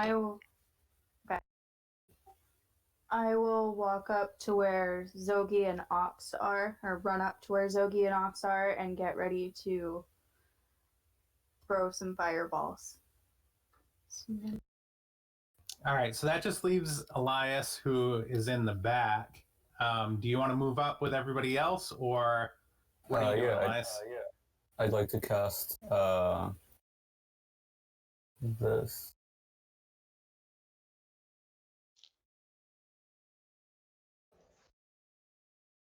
And then also move up with Zogi, Natalia, and what was it?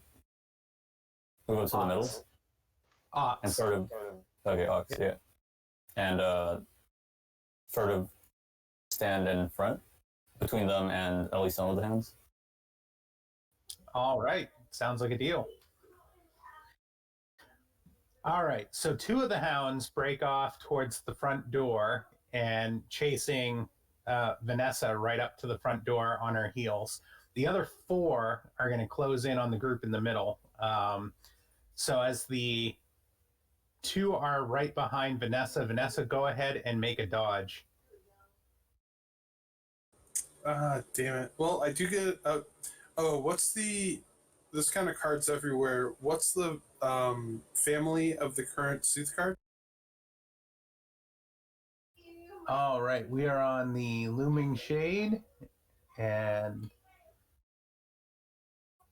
Watcher, you think you can blow that up for us?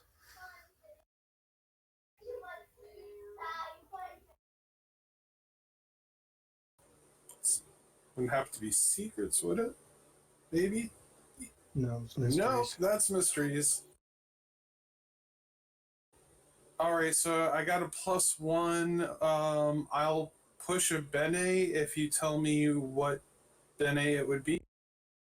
That would be movement for dodge. Makes sense.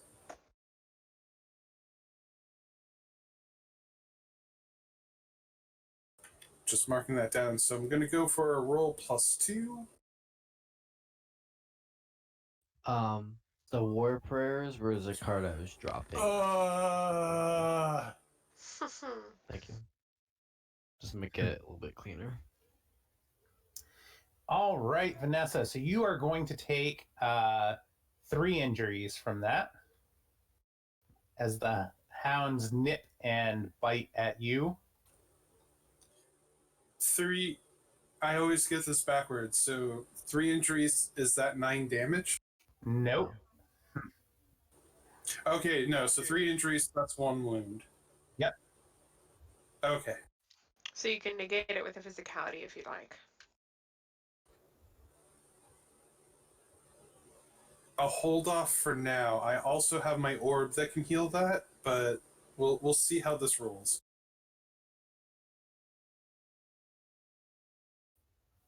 All right. So if you take a wound, you're going to take a scourge in all of your Certus abilities, all your red abilities. Well, I guess I'm pushing a physicality then, aren't I? Yep, just to be clear. It's for the best. Fair enough. All right. The pack of 4 attack Elias, who had jumped out in front, and each 2 of the hounds each strike his mirror images, and they shatter into the ground, foiling the attacks. All right, guys, top of the order. What are you going to do? So his mirror is shattered, right? Yes. I will just go for a hound. All right. Are they demon dogs? They are demon dogs. All right, so that's gonna be 2 dice because my enhancement. Like My sword. for a moment, you saw the picture, right? Yes, They're I not did. like Pomeranians. Oh, I just wanted to clarify.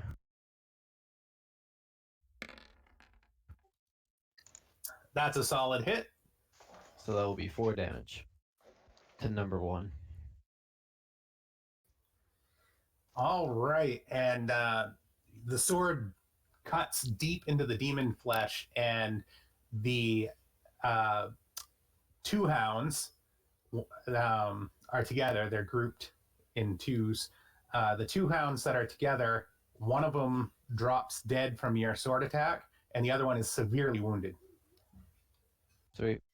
So like I kind of like aiming for one. I kind of like overstrike it in a sense. So I'm like nicking off a lot of it, and I hit the next one, and it just like kind of with light. Who's next? I don't know if I have an action that I want to do, but I want to tell Vanessa, change your plans, Vanessa. They're the distraction. It's time to get this door open. Is the Way ahead of you. groundskeeper himself there as well? He is there himself. He was not running forward. He is closer to Vanessa and Fen than anybody else because he came out from the side of the house. Right, but with me having already moved forward, he's within my movement range. Yes, he is. Can we maybe convince him? Here we go. Lucas is going to do Lucas things. And he is going to take the staff, grab just below the living wolf's head, and say, "Let's go, my new friend. We've got our friends to save." And he's going to run, and then about 5 to 10 feet before the guy there, he's going to dig the end of the pole into the ground. He's going to try to pole vault himself up because he knows he's not tall enough.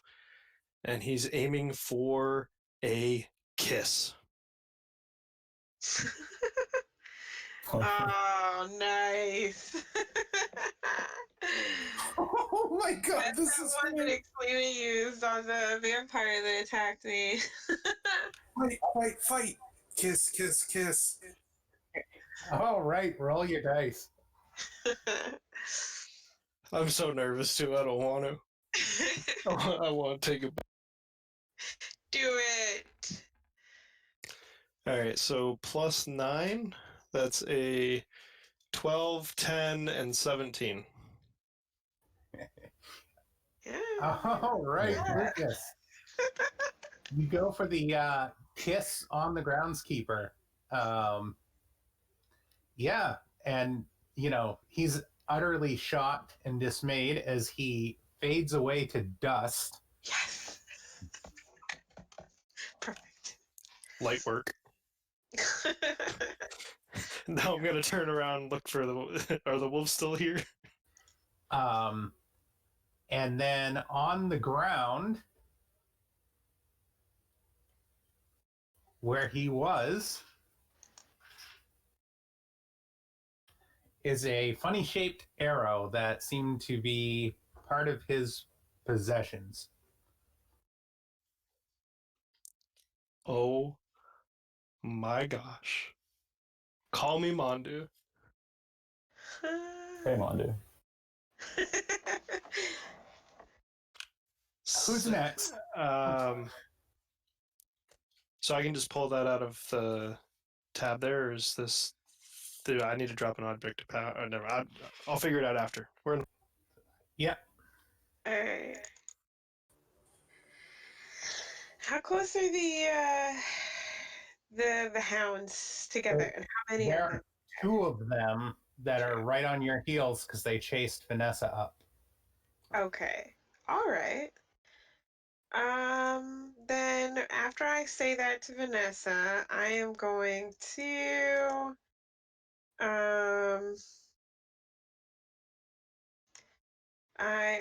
turn around and point a finger in their general direction and cast A Dark God Hungers. So let's do that. So it's going to inflict. Go ahead and roll your dice.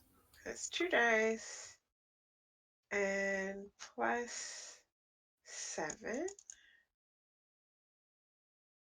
and roll. So that's an 8 and a 14. Glad that wasn't a flop. I know. All right. So the mouth, if you will, giant toothy maw seeps up and snatches up both hounds, eating and grinding them up. And each one of those hounds only had 1 wound apiece, so they're both dead. Perfect. I thought they might be a little light on HP, so nice. I knew I was saving that for something important. All right, so that leaves us with Natalia, Oxivius, Elias, and Vanessa? Yeah.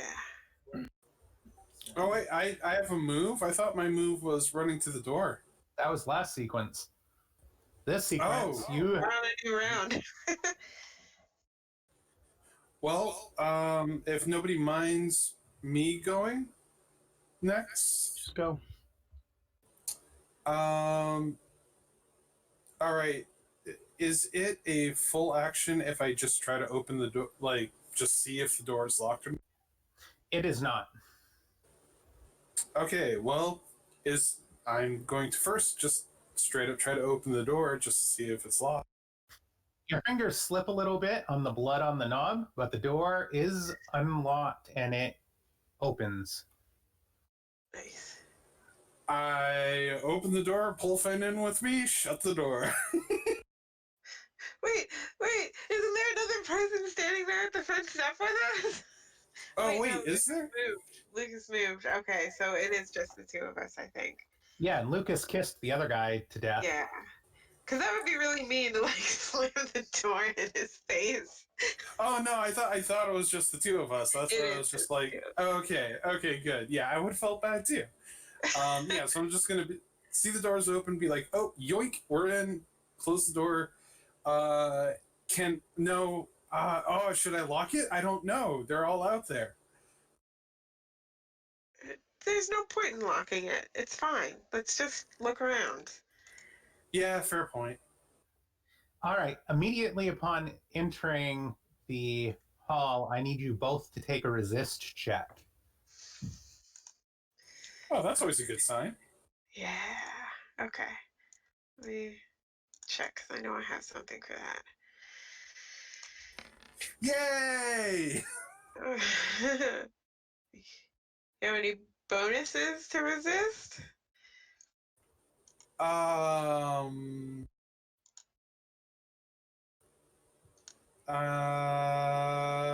don't believe so. Okay. I am going to use a bene of intellect, and with my 1 to resist, that's going to bring me to a +2. All right, here goes. All right, so I roll a 6. Quick question. Is whatever I'm resisting counted? Does it count as a spell? No. Sorry, was that a no? No. Ah, damn it. Oh, all right. So I just got 3. Okay. So as you guys walk in, you feel the air grow heavy.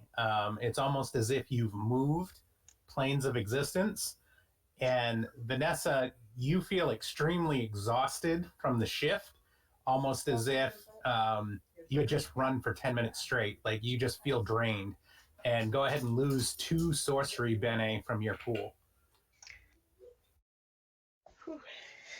All right, outside, we still have Ox and Natalia and Elias. Yeah, I want to take a swing at the dogs that are on us. I know Zogi's left one hurting and one dropped, so I'd like to target the one that's hurting and hope that I can kind of do a Zogi-like maneuver and 2 for the price of 1, perhaps.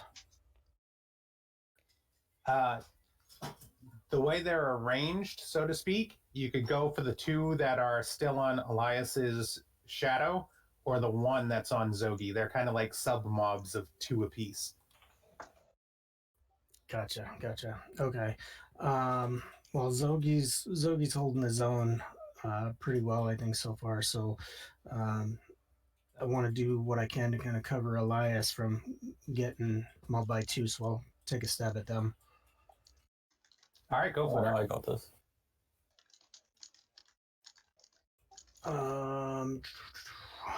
I'm going to push a physicality on that. Accuracy would be for hit. Physicality would be for damage.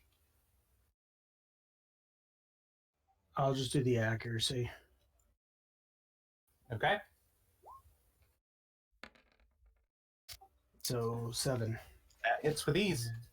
All right, I'm using the reticulated sword, so it's going to be 4 damage. And that drops one of them, and the other one is injured as well.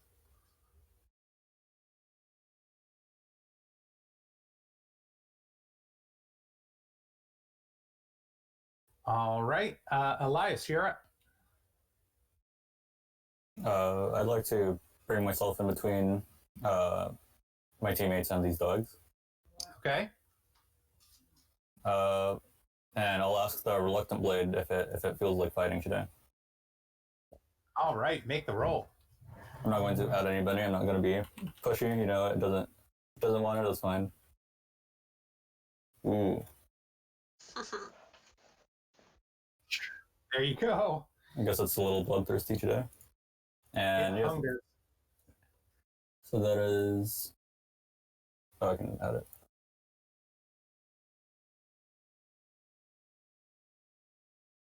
Oh yeah. Plus 2 dice. Yep, you're gonna get +2 on the attack, and yeah. And plus 8 on each roll. Yeah. So 17, 17, 12. That's gonna wipe them out. And in a giant miraculous swing, you just dispatch both remaining, because I'm gonna give it to you because you blew that out of the way. Both remaining dogs go down. Pick them off. So that just leaves 2 on Vanessa and Fen, right? I took out those other 2. Okay, Yeah, perfect. there's none left. Before we move on, I'd like to cast Solid Fire, though. Go for it.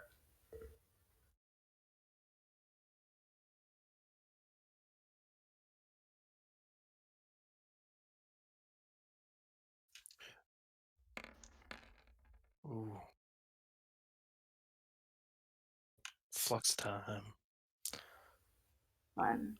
I'd like to use, if it still works, to summon a sword. And the ability allows me to. Any weapon I summon is a level higher and inflicts 3 more damage than usual. Absolutely. I'm just gonna throw a D10 out for my depletion on my trefoil because I did cast that level 9 kiss. Yep, go for it. Okay, so now I have a level 8 and a level 9 bird. And that can have 3 birds, right? I'm double checking right now. There is no limit to the number of birds the bearer can have on their shoulders at one time, but they deplete on the next sunrise. Gotcha. All right, so everybody else is outside of the building, and Fen and Vanessa are inside. What is everybody on the outside going to do now that all of the groundskeeper and his dogs have been dispatched? Well, the flux that was generated was something made of glass nearby cracks or shatters. Yes. Here we go again. Who's not here? Yeah, I know. We take a moment to think about our friend Azo.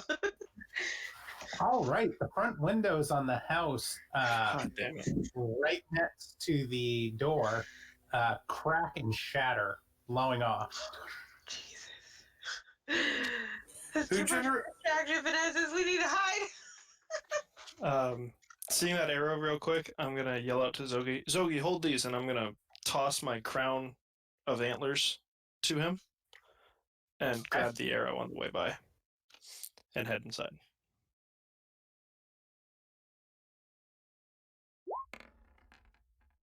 That's a 4 for my resist.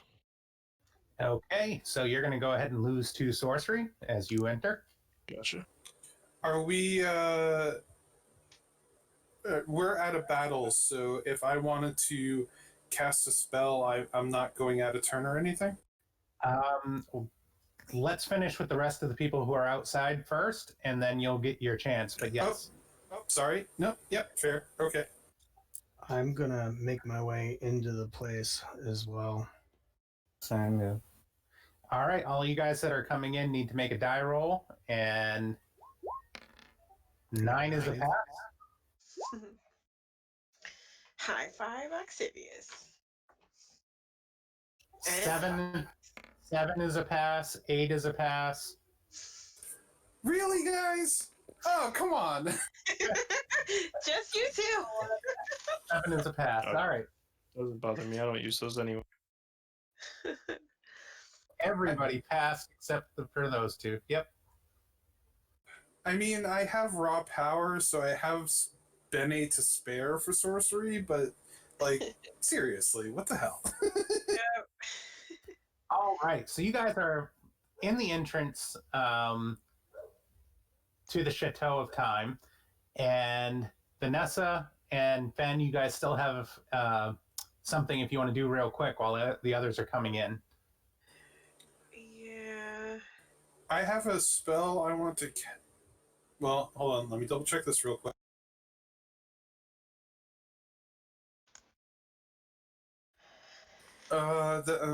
It's a depletion every round, damn it. I can't. Nah, never mind, I can't. I withdraw my spell.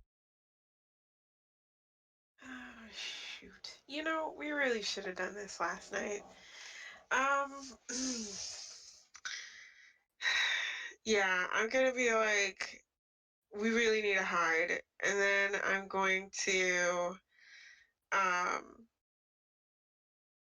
am going to activate my, my Lynchabite's cloak I will step into the shadows in the room and activate my Lynchabite's cloak to go invisible.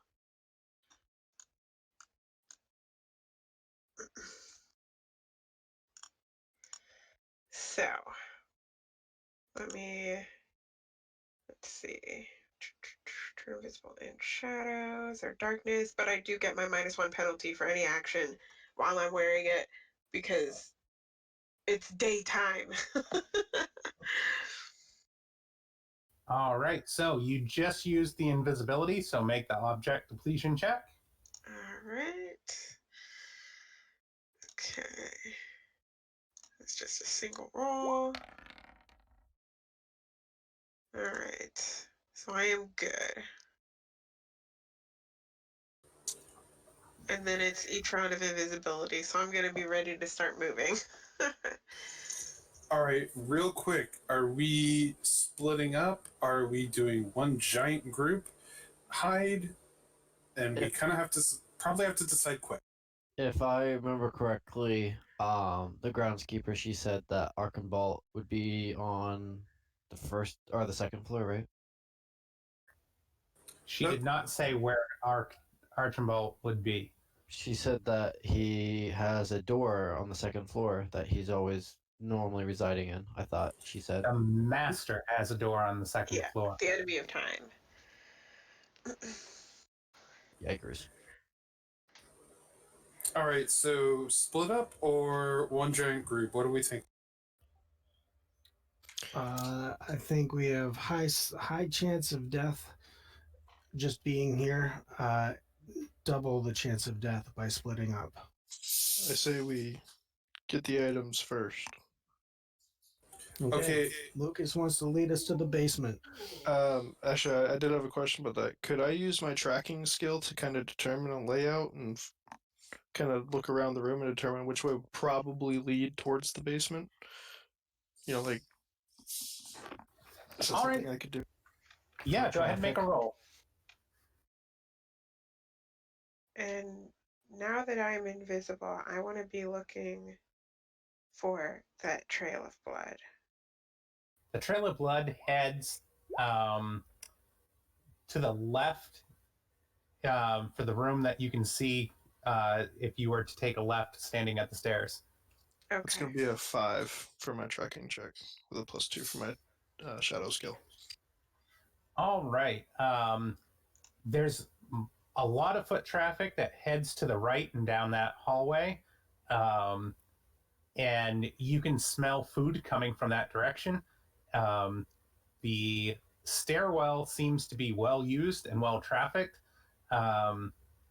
And then to the left, as you look that way, the floor isn't as clean, and the house seems to be a little bit more in disrepair in that direction. That way. I'm going to point to the left. Yeah, which I have already snuck through the shadows in that direction. Hey, All right. has anybody seen Fen? Did she make it in? She's around. She's here. So we're going left, one big group, right? Yes, left, one big group. Correct. Just wanted to make sure. So I would like to chuck something down the hallway to the right of the stairwell, if I could. I'm not stopping you. Anybody else want to stop me doing something stupid? Nope, go for it. Yeah, That's my friends. There you go. I would like to huck that as far as I can down the right side of the hallway. All right. How many dice do I roll? It's an ephemera item, so you just need to roll the depletion at the end. At the end of the round. Okay. Well, we're not in battle and it's not round, so do I just roll one? I'll let you know. Okay. As we complete. Yeah, same with my invisibility. It'll let us know when we can roll. All right. Alrighty, So off to the left. Is everybody moving to the next room to the left? Yep. Mm-hmm. Sure. Oh God, this keeps getting worse and worse. Yes! This is the we best part, started guys. so good. All right, you enter what looks to be like a children's room, and there are random toys scattered about. There's a knight on a horse in the background. You see a clown sitting on an end table, and a porcelain doll laying in the chair in the back. Ooh, are their eyes following Elias? They are. Oh, yes. I'm staying as far away from that doll as possible. I'm going to whisper to the room. Hey guys. So we're looking for we're looking for someone. You may have known them. You might know them. Who are we looking for again? Fawn, the housekeeper. Oh, yes. For Archibald. No, we're looking for the objects that we need to steal. That's our mission. Well, we're kind of looking for all of them at this point. Yes, we're looking for a Miss Fawn. You know, she looked kind of like a fawn. So I can't actually talk to objects, but I think I do. But Elias will shake his head and say, nope. Hold on one second. Much to the group's surprise, the knight says, Fawn is definitely back in the kitchen. The clown says no, Fawn is definitely upstairs. Ah, hell nah. I know, seriously. There's a third one. Does the third one say anything? Are you going to try to talk to the doll? Sure. Yeah, I'll ask the doll. Hey, little buddy. The doll answers that she doesn't know where Fawn is, but she is dying to get out of this room and begs you to take her with you. Oh, sure, of course. And I'll pick her up. Put her on my shoulder.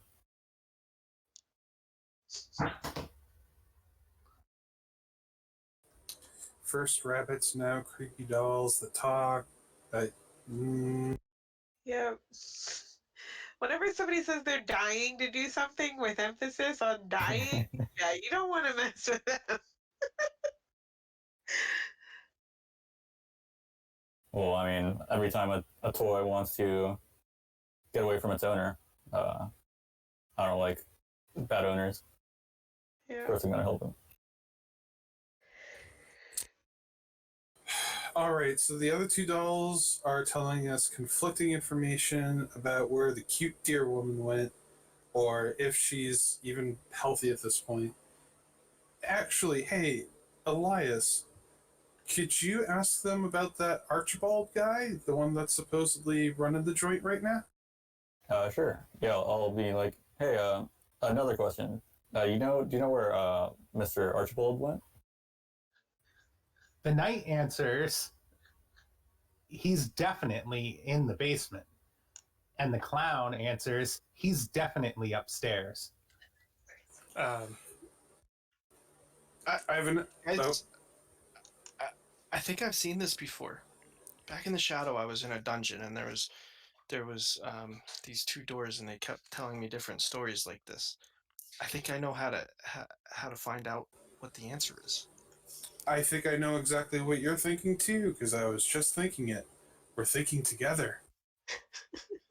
Hey, Elias, while you're thinking about this and having such wonderful conversations with your new friends, you want to ask them like what the best route to the basement is and getting inside it? Yeah, I'll just ask all of them for directions. The doll too, in case she knows. Wait, Elias, ask them what the other one would say. Yes. Ask the knight what the clown would say, and ask the clown what the knight would say. And then they supposedly might be the same answer. Oh. That's how I got through the doors. One's always lying, one's always telling the truth, is what I'm thinking as well. I'm not sure I quite understand. But sure. Yeah, I'll ask them both. Hey, what? So your friend here, what did they say about where Mr. Archibald is?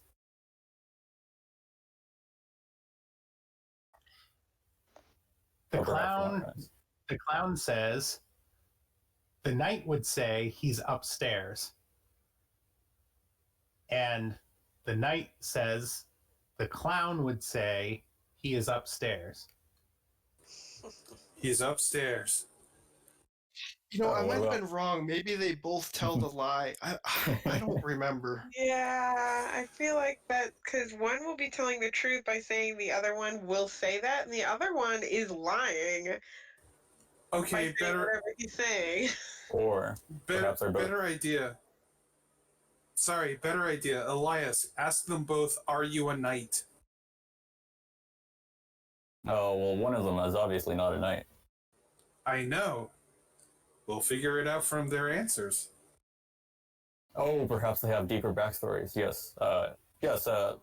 Hello. You are a knight, correct? I'll ask knight. Yes, I am a knight, and I stand for truth and chivalry. Yes. And I'll go up to the other one and say, my friend here wants to know if you're a knight or not. Yes, I am a knight. We believe the knight. Well, the other one said he's a knight too. So, maybe they just maybe he used to be a knight a long time ago and he's just retired. The knight, he said Archibolt is downstairs initially. Yes, he said he is in the basement. Yep. Is there a path to get to the basement from here? Not directly. You have a path to the next room. Zoe's kind of like fed up with this at this point, and this is kind of like his chance to get to Archibolt, so he's kind of gonna blow through this room and just go to the next. Yeah, Fen has been following the blood this whole time. All right, so as you guys do that, give me a roll for your depletions. So the interactions in that room was 1 round. Okay. I'd like to also ask the other two toys if the master's treating them well. Do you guys want to stay here? The clown says the masters treat us very well, and the knight says the masters pay us no mind whatsoever. We're lost and forgotten here.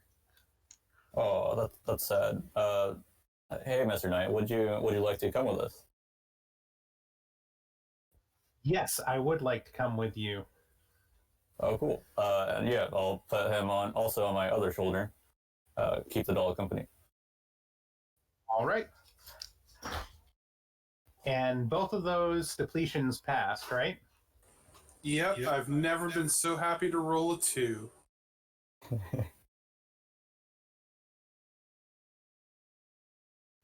All right, Zogi, as you enter the next room, I am going to have you take a despair. Heck yeah. And then go ahead and take a resist check. Now, is this something that would have affected Fen as well, or is this not the direction the blood is going? This is the direction the blood is going, and no, it would not affect Fen as well. Would I gain defense? +1 defense because of my talisman? Yes, you would.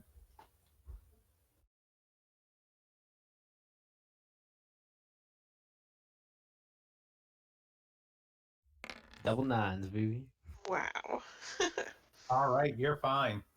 You yawn a little bit as you look at the couch. But other than that, the room appears to be empty. Oh, it's just a room with a couch on it.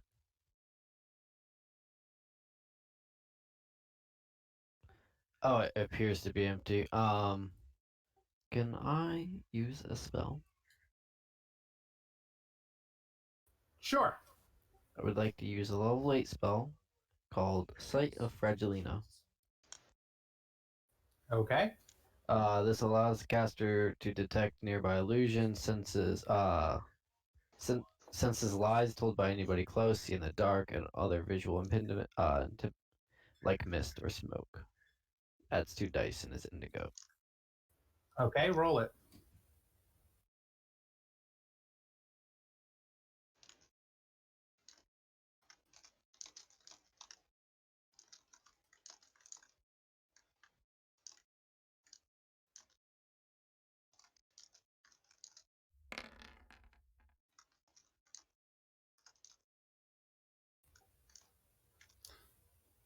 And it's a level 8 spell, so that's going to be GG's 16, 13, 14. And then did you have any other bonuses? I don't believe. Oh, yeah, no. I'm not gonna push it. I should have said Nothing that for beforehand. inevitable cataclysm. Oh, actually, yes. Because that's the visions, I believe.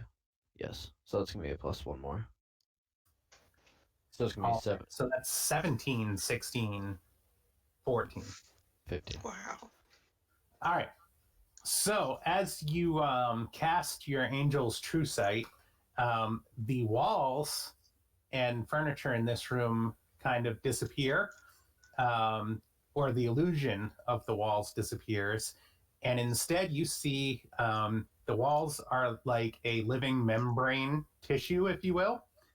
And the couch is a giant toothy maw waiting for something to sit on it. Gotta love those toothy moths. Okay. So like the wall is like tissue, like living tissue. To the and stuff. Moz, choose Jeff. Yes. And this is like basically a mimic couch. The best way to describe it would be as if you're not actually standing in a room, rather you're standing in the inside of a creature. Yeah, that's what I was gonna say. You're inside a body right now. Okay. I'm kind of like I'm gonna grab Finn. I'm like, next room, please. You probably don't even see me because I'm invisible. You don't know I'm Well, in we can there. see you because of I the can. spell.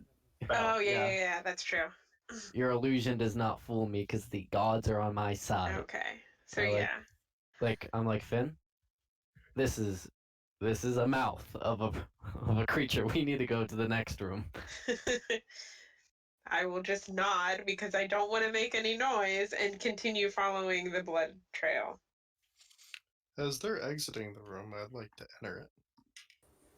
I would also like to enter it because Vanessa has an order of operations or an order of importance, and Pretty Lady needing saving is above stealing valuable stuff, so she's following the blood trail. All right. I assume everybody else is coming along? Yeah. Yep. Oh, couch, just what I was looking for. My legs are getting tired.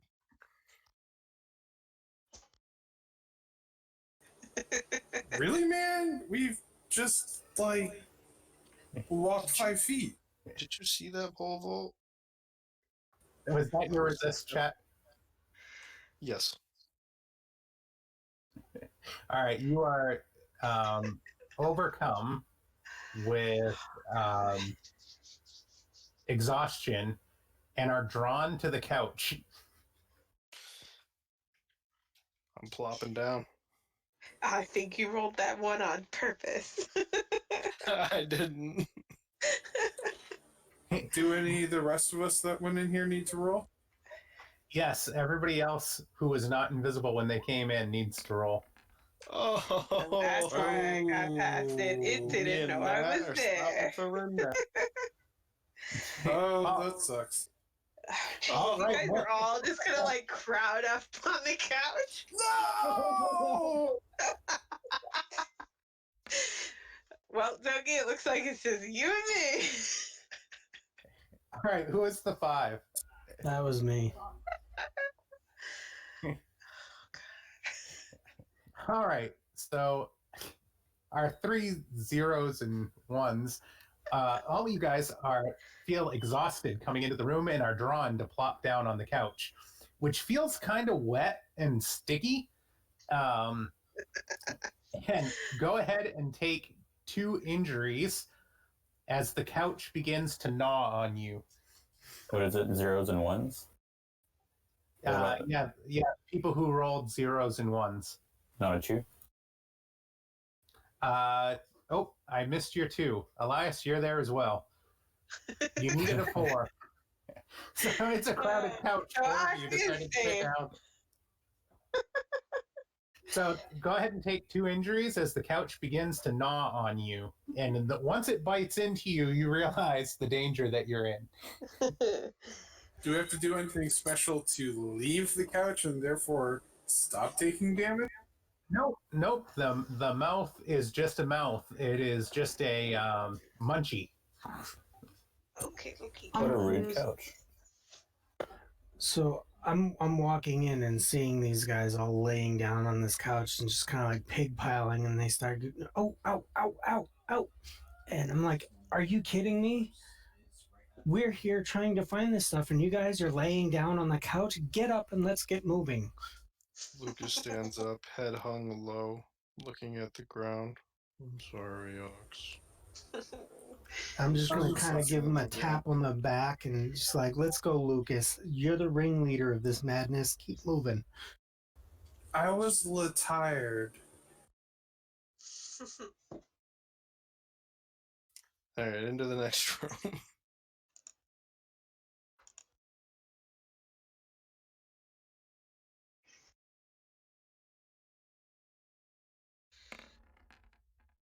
That was the depletion roll for Natalia's dress because she's triggering her armor.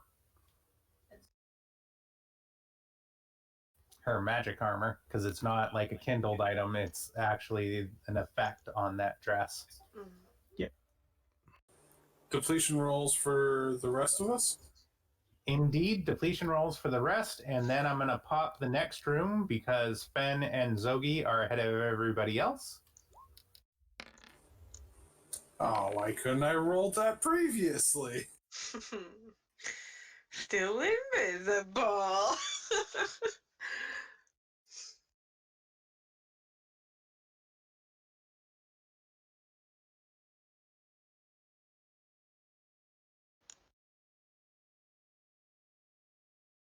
Is the card?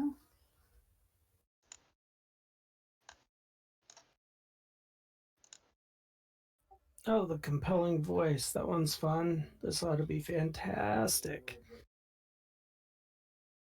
All right. So as the pair of you or get dragged in there, it looks like just Zogi at the moment. You come into a study, and the study looks just like the other sides of this house. Zogi, to you with your magic sight up, you can still see that you are clearly inside of something large as innards. But the study looks like a normal study, and in the two chairs are two folks that seem to be having a rather heated discussion that you drop in on.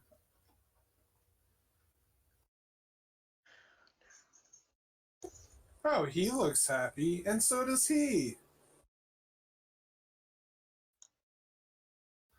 So Zogi, you get the drop on them because they were not expecting anybody to come through that door. So what are you going to do? This might be silly, but they're like hostile. Like they're having a conversation. They're having a conversation. So you would be unable to tell, like they're not being hostile with each other as you get the drop on them. Okay. Can I gather what they're talking about faintly as I'm walking into the room, or? Yes, they're talking about the miserable little wretch that they kicked back to the kitchen. Okay, I'm gonna walk in and be like, "Morning, gentlemen. Orders from the chef that breakfast is ready."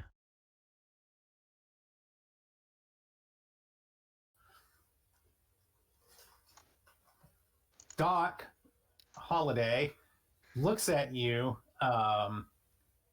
and like a red fire fills his eyes, and he draws a gun from his waistband.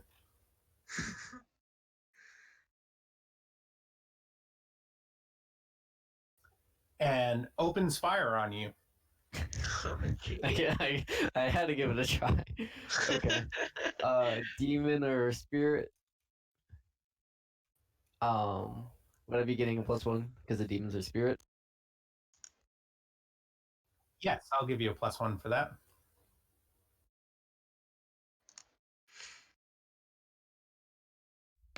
Three and 0, baby.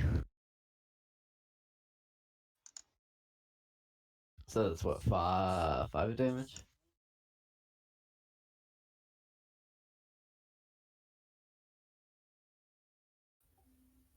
I think that's +1 venture, not +1 enhancement. There, Zogi. Oh, you're right. I keep getting it mixed up with my swords. Sorry about that. That's all right. 4. Wow, we rolled the exact same first die, though. Dice don't lie.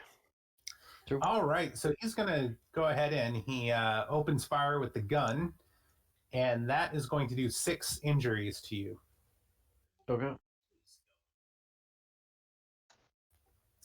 And that is fire-based damage if you have anything to prevent that. Nope. I'll push a fizzle. I like that it says 2011 on the slide instead of 1911. It's the small details.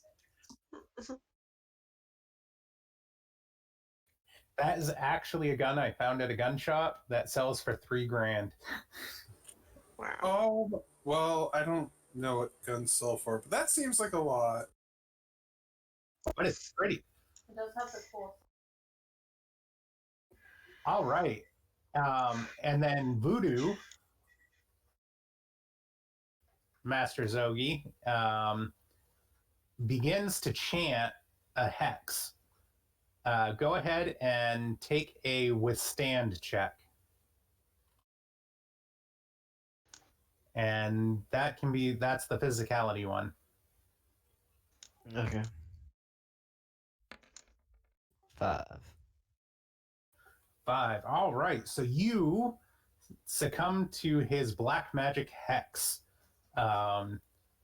So anytime you cast magic while under the influence of the hex, you will incur a flux. Okay. A quick question for the GM. Yep. Can you boost with a sorcery just a regular spell to make it affect more targets? No, not to affect more targets. Okay. You can push the level up. To affect multiple targets is a secret you can get. Gotcha. I just wasn't sure because, I usually only cast spells as a weaver. Yeah, that's what I was gonna say. A Weaver can definitely do that, but not not normal people. Yeah, it's only my second time casting a spell with Lucas, so we'll see how it goes. All right. Everybody else is up.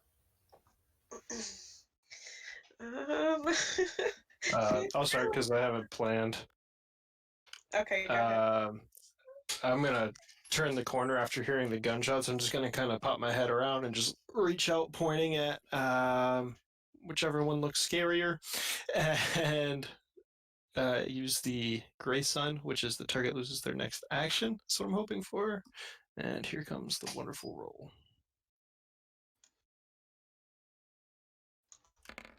So that's going to be a 12 and an 8. Okay, so which one do you think looks scarier, Voodoo or Holiday? The one Doesn't holding the gun. Doesn't matter who you pick, So Lucas, because we got a similar plan. All right, so that is enough to affect Doc Holiday. So he loses his next action. Can I go next? Get him. I got an idea for Voodoo. It's Chromatic Strike. Wonder Twins powers activate. Yeah. All right. Wonder Twins. You guys both go to do it and not realize you're casting the same spell. It's like, look at you, like, did we just become best friends? I think we just became best friends. That'll be on Voodoo. All right. Yes, Voodoo. That is enough to hit Voodoo, and he cannot take another action on his next turn. All right, folks. It's all up to you. Have fun. All right. Well, okay. I am going to try to. Now, I'm guessing that my invisibility by making an action would be broken, most likely. Or is that not how that would work? I don't think it's going to work that way because it's only going to go by the depletion. Okay, sweet. So I can attack while being invisible. This is amazing. All right.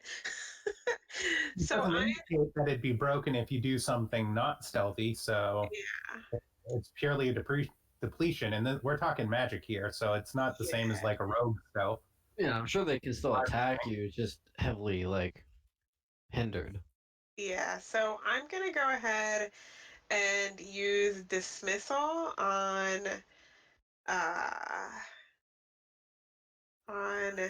Voodoo. Voodoo. Okay, I'll use dismissal on Voodoo. So that is level 8 plus 2 die.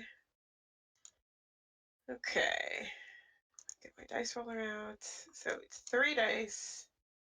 Level 8 but a -1 because of the cloak. That's a +7. All right. Give this a shot. But it's a And a plus. Yep. I mean, technically it's the first one, so it depends on how you guys are doing it, whether or not the first is the mundane and then the other two are the magical. All three are magical if you're casting a spell. You only roll the mundane if you're enhancing a mundane action. Okay. I thought it was always like a mundane and then the enhancements, like the pluses, are the magic die. That's So what I like thought too. +2 would be 2 magic When die. casting magic, Yeah. That's why the card says +2 die or whatever, or +1 die, because that plus die is the magic die, and the mundane die is the one that is always rolled regardless. well then I've been doing that completely wrong if that's the case. I thought magic was always magic and mundane dice was used for mundane actions, and then when you enhanced a mundane action, it went with it.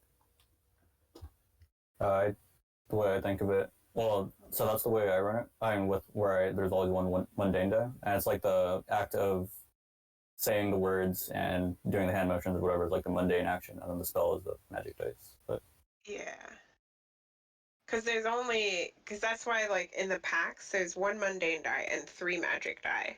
So you could never roll 4 dice unless one of them was a mundane dice, because, like, that's just not how the system is set up. But it is, it's up to you. Nope, we have never done it that way. Didn't know that was how it went.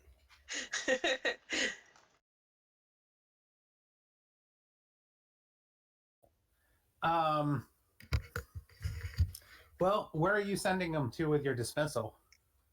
I am sending him.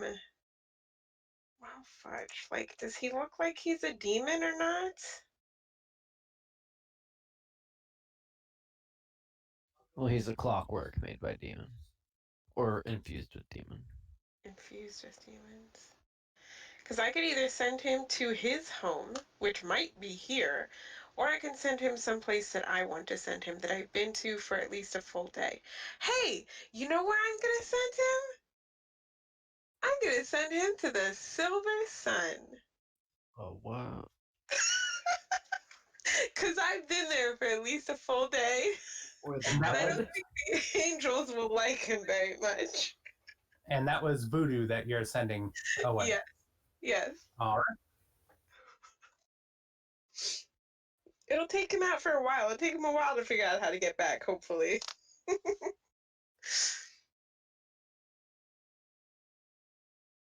So yeah, I'll send him to like the middle of the market square in the Silver Sun. Like the markets that we were going through. Yeah. Because it's not supposed to be like a confining place. hopefully someone like backtraces the teleport and they find this guy's house. Yeah, I mean, that would be cool.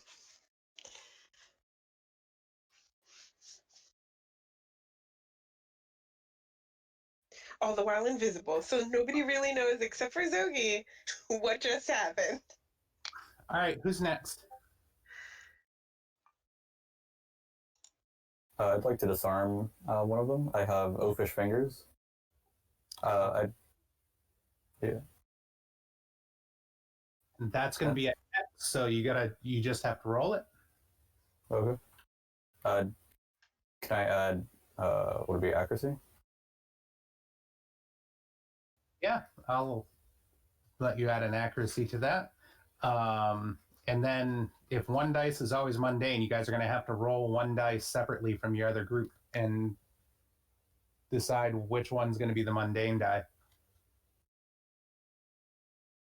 So I'll use it on the guy who has the big gun and try to get him to drop the gun. Voodoo. Yep. Voodoo's gone. He's no longer in the room. Oh, right. Dog. JK. Yeah, dog. And I get +1 from the card also.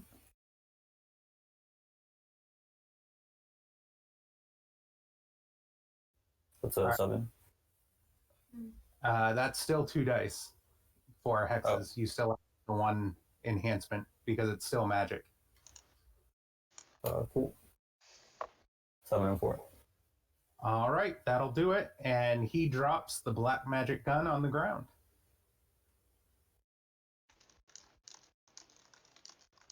And could I run over to it and like step on it? Yeah, absolutely. Cool. And that's my turn. Just don't accidentally toe the trigger. All right, who's next? I'll go next. Seeing as how he's been trying to shoot up the folks, I'm gonna like kind of do a Anakin Skywalker move and do the cane and sword combo. Kind of hold his head in place with the cane and try and sword the head. Go for it.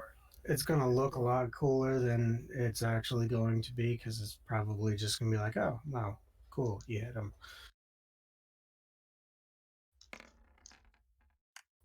So that'll be, what is it, 8, and I believe the sword is a 4, so 12. That'll do it. And that'll be 4 damage. It's no head lopping today. No head lopping. And he is going to take a wound.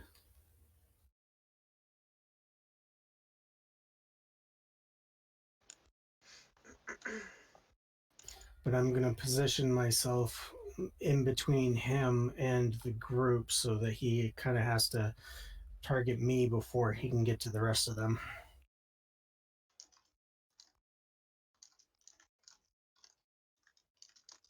All right. I'm gonna come in the room and I want to use my sword to take a swing at Dr. Holiday. Go for it. And it's Doc Holliday. You've never seen Tombstone, apparently. Yeah.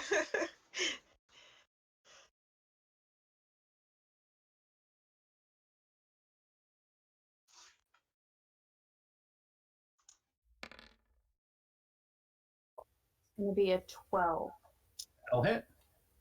And that's gonna do 7 damage. Ooh, that seriously wounds him. He looks like he's on his last leg. Oh, actually, it's not 4 damage, it's 5 damage because Ox has got lethal lore. So that would have been 5 and 6 together for 12. I have 7. Oh, you did 7. So that would have been 13.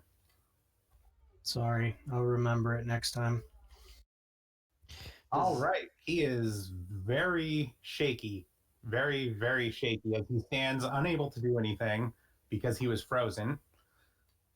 Does Zogi get an action, or was the beginning his action? I didn't know if that was a bonus action. No, you had a bonus action because you got the drop on him. You still have an action in this sequence. So seeing them two both go for it, Zogi's gonna follow up with what Oxivius was trying to do and go for the lop. Go for it. That's gonna be 2 dice because Kill he's a thief. demon. That's way too many. Sorry. That is way too many. Try again. And it's actually +3, so I completely, That'll do it, actually. So that's gonna be 4 damage. And you're going to take Doc Holliday's head right off of his shoulders. Kill steal. Oh, thanks to Lucas. Vanessa. That's right. I'm just gonna grab the head and kind of just throw it in my backpack. All right, I know what everybody's thinking, so I'm going to be nice since they're both dead now. If anybody wants the gun before I do, go ahead. Correction, they are not both dead. One of them is very much alive on the Silver Sun. Sorry, but he's not here. They've both been dealt with. They've Did both you been put him dealt like right in with. the middle of the bazaar? Also, I am going to need depletion checks Yeah. for every effect still in play. Yep. I'm gonna roll. Mine is an 8, which my dice didn't appear, but it says in the chat log that it's an 8. I think mine might have overwritten yours. Yeah, because we both did it at the same time. Yeah. All right, and is anybody picking up black magic? Sounded to me like Vanessa was looking to. I was looking to. I know I'm starting to get a stockpile of guns, so I don't know if anybody else does. I'll be nice. Pick it up. All right. I have the black. Why are you giving me guns? Because you want them. I am moving on to the next room. Yeah, I'll follow. X, can you give me the pop-up for the black magic again? I closed it, so I can't actually add it to my inventory. Can you I just moved it, so it should show up right below your pool sheet, so you can open it up whenever you want. Oh, thank you. Oh, I didn't realize it had a card. It doesn't have a card. It is a homebrew, so there is no card for it. But if you go into the journal on the top, you should be able to click on the thing for it and be able to. just like how Lucas has the lost arrow under his. Oh, I didn't even know that was a thing. Thank you.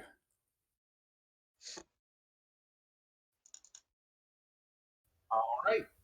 So you guys are heading into the next room. Mm-hmm.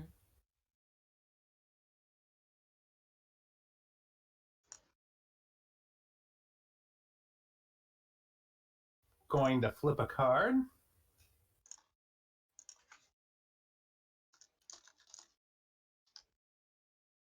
Oh man! Can Devil we get in a the good house of flip? devil. Oh yeah, this isn't bad at all. Everything's fine. Devil in the demon's house, we're good. Don't worry about it, guys. Mhm. Zogi's got this. It's still secrets.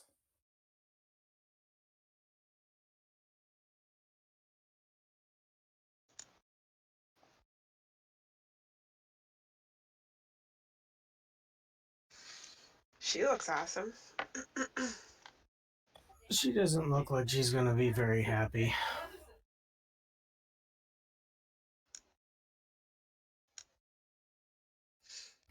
Lounge, that means it's time for a drink.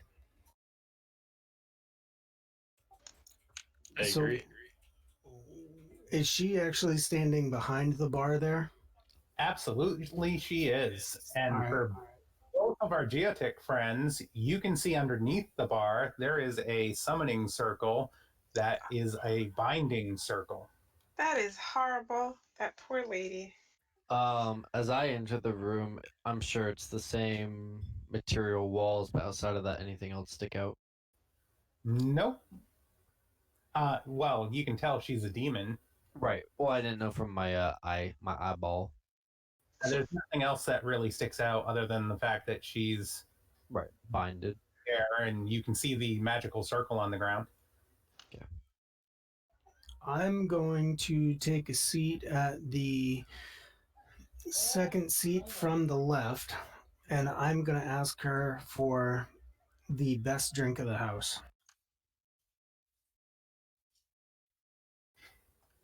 She's going to shrug, turn to the collection of bottles behind her, and pour you a very strong drink and pass it to you on the table. I'll pop up next to you on a Fantastic. stool. And I'm going to give him a boost so he gets up there without looking too foolish. Thanks. You know, Ox, in my past, I've found that bartenders are the best source of information. Excuse me, ma'am. Do you know where the basement is? Oh, the basement? Yes. There's a doorway right on the other side of the ballroom next door. See, Ox? They know everything. Here, you try. Ask her a question. I can see on the floor there's a binding circle here. Are you trapped here against your will? Do you need to leave? Oh, I would love to get out of here. Do you know what a pain in the ass it is to be a bound bartender? Like, seriously. Demon servitude and all of that jazz. You see, I have a friend here with me he is known around the area for his abilities to break binding circles. It's absolutely amazing the work that he's able to do. And I'm going to turn to the rest of the group and be like, guys, get Zogi over here. He needs to have a talk with this young lady. Nah, Zogi's kind of zoned out. He's listening to the whispers for a little bit. Can I also go up to the bar and ask for a drink? Absolutely. I will do so. And she will pour you a similar drink from the same bottle and slide it across the bar to you. Thank you, beautiful. I would like to take the Vanessa, last for a drink as well. And one for Natalia.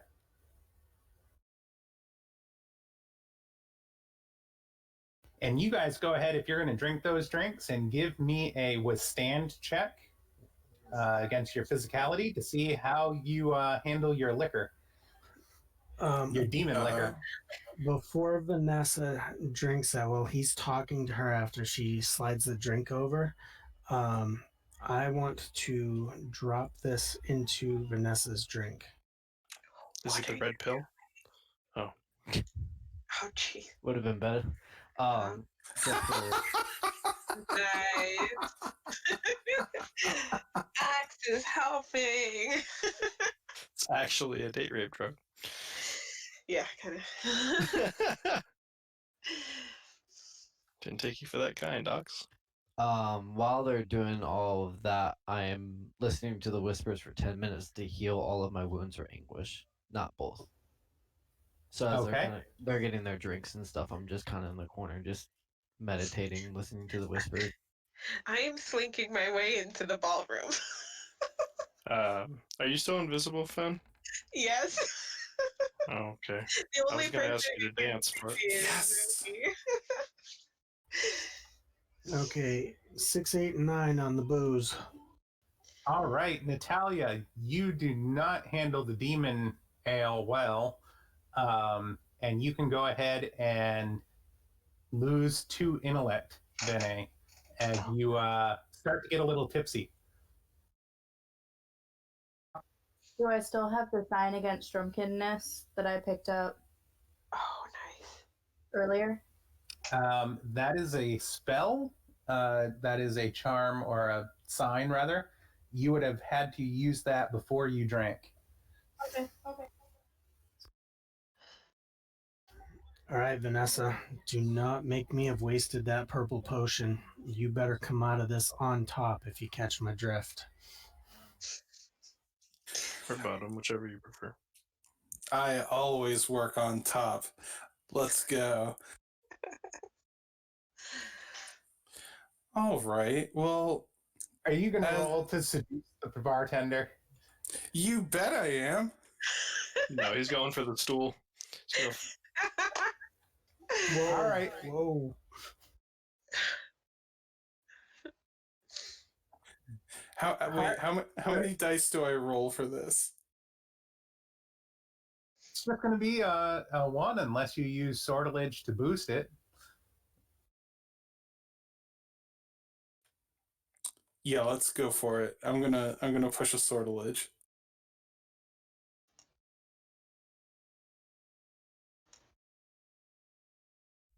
Oh, come on! You fool! You fell for one of the classic blunders. Of all the times to roll a flux. All right. We're going to need a flux on that one.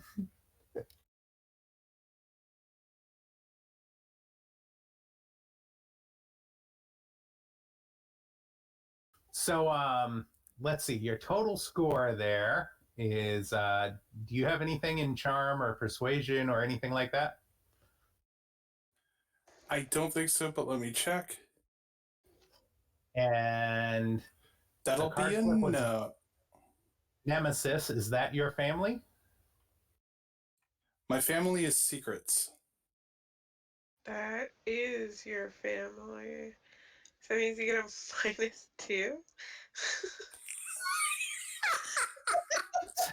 So that's a pair of goose eggs. Worst seduction attempt ever.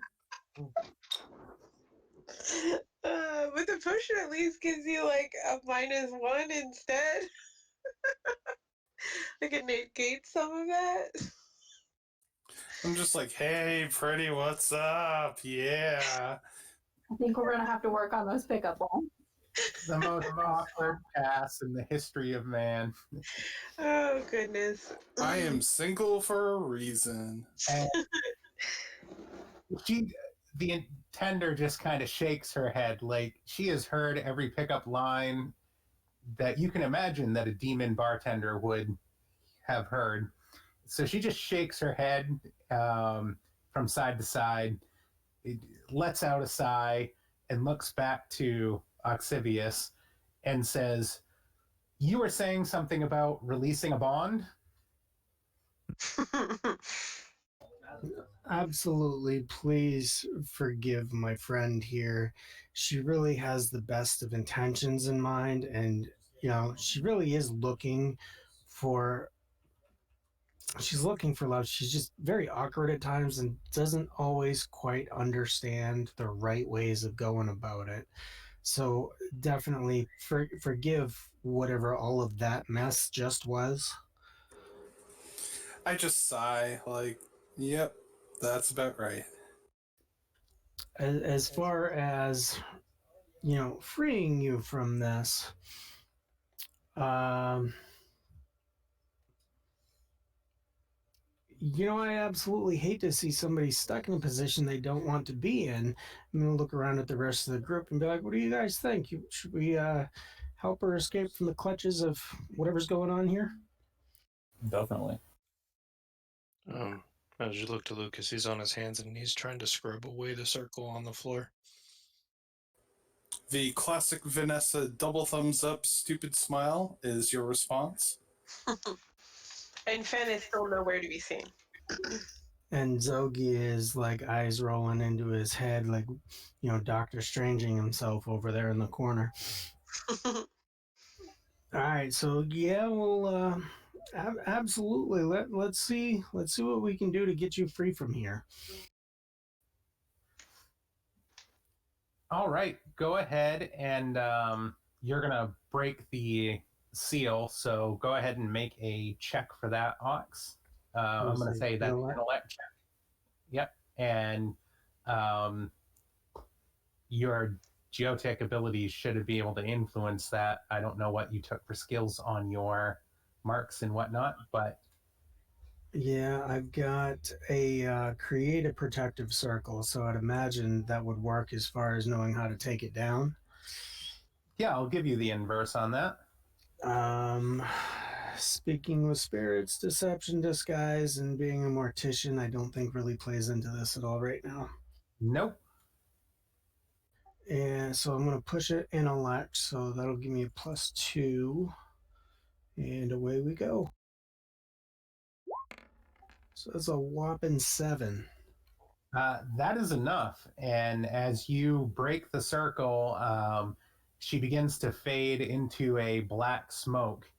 And she says, "Thank you, Geotech. Should you ever need my assistance, summon Zetaru." Ooh. And with that, she fades away. And I know you got that written down somewhere. Absolutely. Spell that out. Zetari. Cool beans. See, Vanessa, that's how you please the ladies. I don't think I need lessons on how to please the ladies. I clearly need lessons on how to pick up the ladies.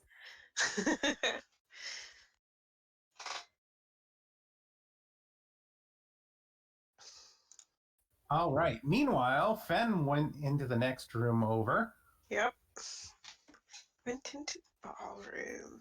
Into the ballroom.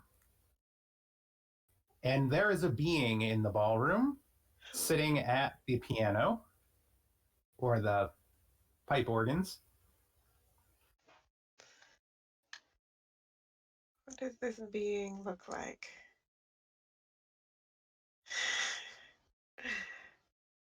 All right. Oh, look, another person to be disappointed by Vanessa.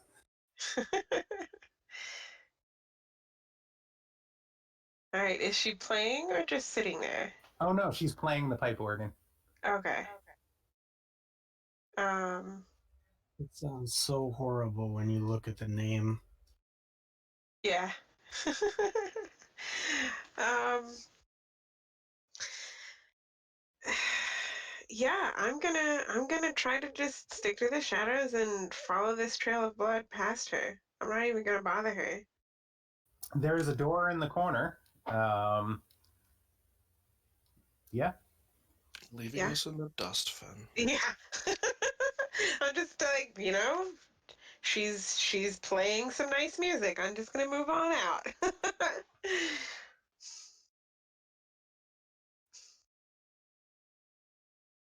She doesn't appeal to me at all, so I'm moving on. Right. And so I'm going to do another card flip. I think that was everybody for a round. So can you guys all deplete, please? Yes, indeed. I've been trying to deplete ever since I was born.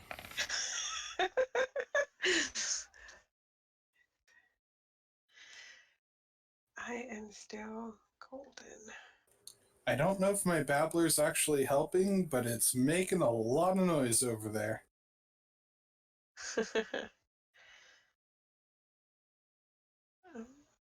All right. And that is the swan. Book.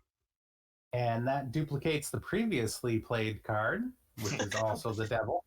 Yeah. Wow, that's awesome. Companion, Lemo. You Wait, guys does are that certainly running into a lot of devils. Weird. does that actually duplicate the -2 to secrets from the last card as well? No, it just replicates the card's effect. The current card on the Sooth is what determines that family bonus. Okay.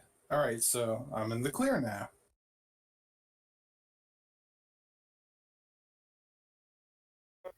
All right, so you guys, Fen's 2 rooms ahead of you guys, and the rest of you guys are in the lounge. So what do you guys want to do?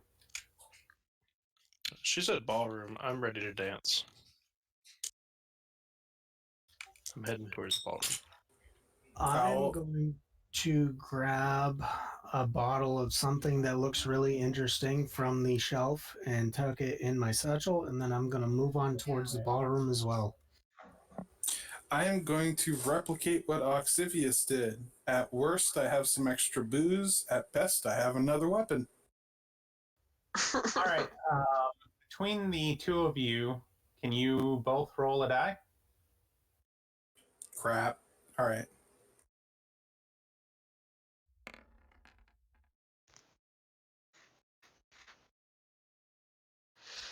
Yeah. All right, so we had what, a 9 and a 9? Yep. Yep. Hey. Lemo. Hey, I was trying not to have a tie. Roll again. Crap. I need to know which one's higher. Me. Wait, the first one was a 2. Yeah. Ox, yours rolled twice. Oh, shit. I didn't even see that. All right, so Vanessa wins with the 3. All right, Vanessa, you get lightning in a bottle, and Ox, you get a bottle of booze. I'm not complaining. That Can was I? your original intent. Oh, no, because I used the babbler. I can actually have that without getting rid of something, right? Yep. That is correct. Sweet. That's a cool picture. It is a cool picture.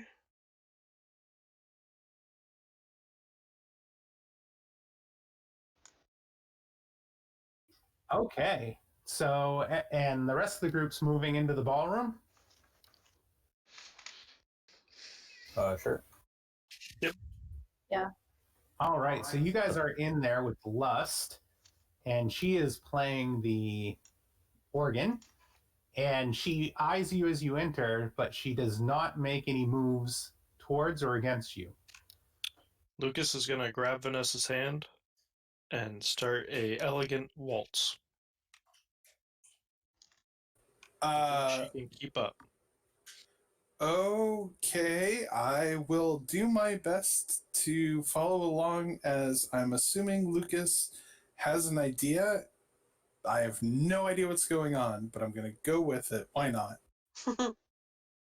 Fantastic. No, I just wanted to dance, so we dance across the ballroom to the other side.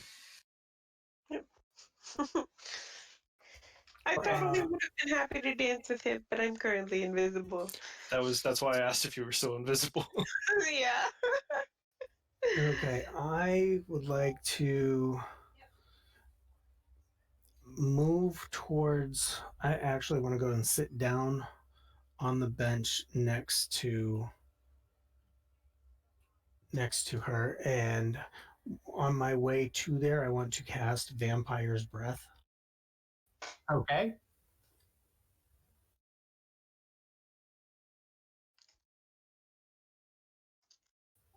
Fair enough.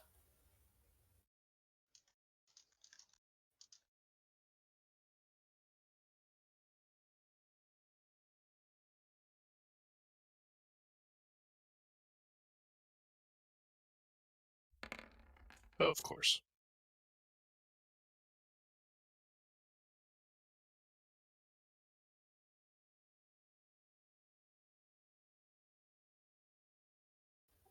Well, going by the first die is mundane. That would not be a flux. Indeed. Okay. So then it's, I guess it's a 1 and a 6.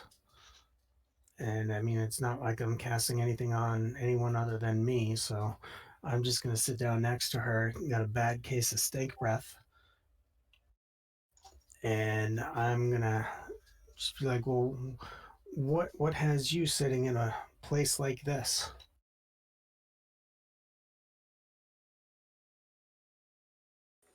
You know, Ox. Oh, sorry. I was going to say, go ahead and make a interaction check, Hawks. I was going to say, if you really wanted to repel her, you could have just had me try to flirt with her, apparently. Yeah, you would fail at getting her to cooperate, or getting her to play along. I'm actually trying to impair her ability to actually do anything against this. No worries. I cleared Vanessa out of the way. All right, so interaction. All right, I'm going to push an interaction beam as well, and that'll be a 9. Hey. She smiles at you seductively and says,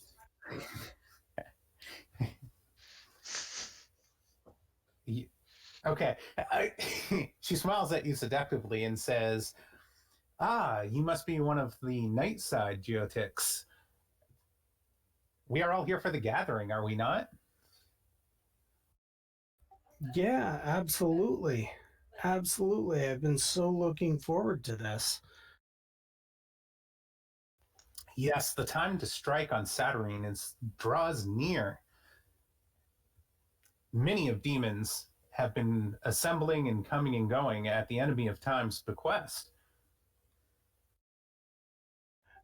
You know, I have been dealing with the enemy of time for a long time, and I just can't wait for this to finally meet its end. Nice choice of words. I see what you did. That's a cute play on words, she says with a wink.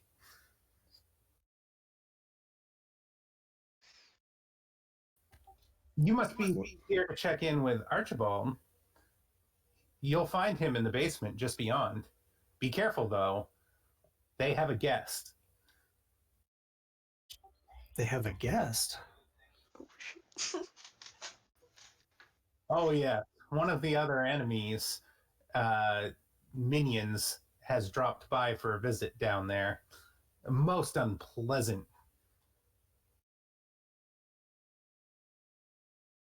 Oh, well, that's quite interesting. I didn't know they were bringing guests. Who's the guest of the hour? Ah, it's one of Grudge's henchmen. Disgusting. Ah, it makes me want to retch just thinking about the thing.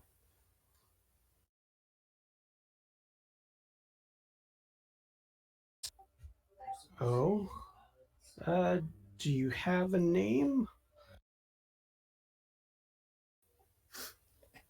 Oh, but of course, it's she who hungers.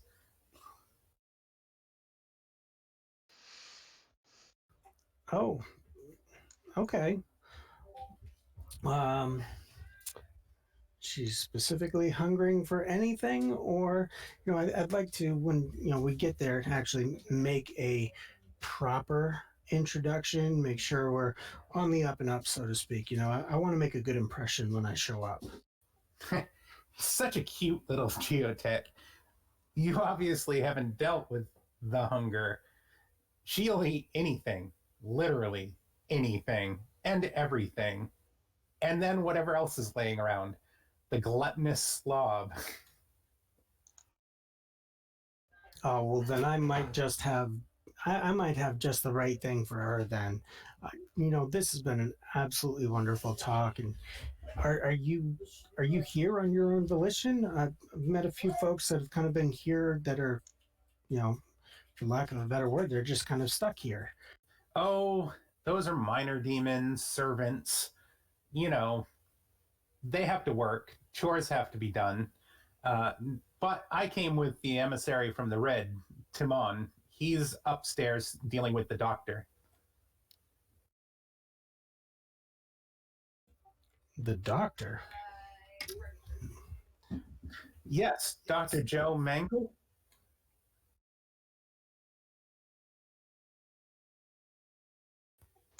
Don't tell me you haven't heard of Dr. Mangle. No, I can't say that. I've heard of Dr. Mangle recently, so enlighten me. Oh, she is something special for all of demonkind. You know, you have to admire a scientist or an alchemist like that could really care less about those pesky moral foibles and just wants the advancement of knowledge. The advancement of knowledge is definitely a wonderful thing. And sometimes, almost any sacrifice is worth gaining that, said knowledge. What exactly is she searching for? Oh, she's been around for quite a while. She was dissecting twins just to see if they were really twins on the inside. Um, then she had that other one where she was sewing veins together from multiple beings to try to improve blood circulation in a uh, summoning circle. That was entertainment. But currently, she's working on some type of kills all potion for the enemy of time. Real secretive stuff, some type of super elixir. That's a most incredible endeavor. I would be interesting to see, you see her works on this. Obviously, definitely outside of my realm of expertise, but I do know people, and potentially I could put the people that I know in touch with her to kind of help usher things along, maybe accomplish the task a little bit faster. Indeed. I mean, she's upstairs, right in the conservatory where she does all of her experiments. It really, if you have the time, you've got to stop in and see what she's cobbled together out of those poor, unfortunate souls.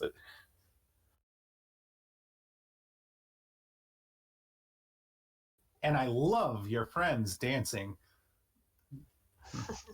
Lucas, he's such a cute little dude. And then Vanessa, she just gets lost in her mind sometimes and just kind of goes with the flow. Those two are just absolutely wonderful individuals. They're fantastic. I really do appreciate this conversation, and I will definitely make a point to make it upstairs to go check things out. Would Lucas and I actually hear this conversation? Probably pieces of it. If Vanessa actually catches what Oxivius is saying, she'd like to look over at Lust and give her a quick wink, which is probably super awkward and looks terrible. Why don't you go ahead and do an interaction check against her? Damn it, why? Okay. Because, I mean, who knows? You might do well. That's one way of looking at things. And No. then we might do Vanessa. No, I'm gonna be me. I'm gonna be Vanessa.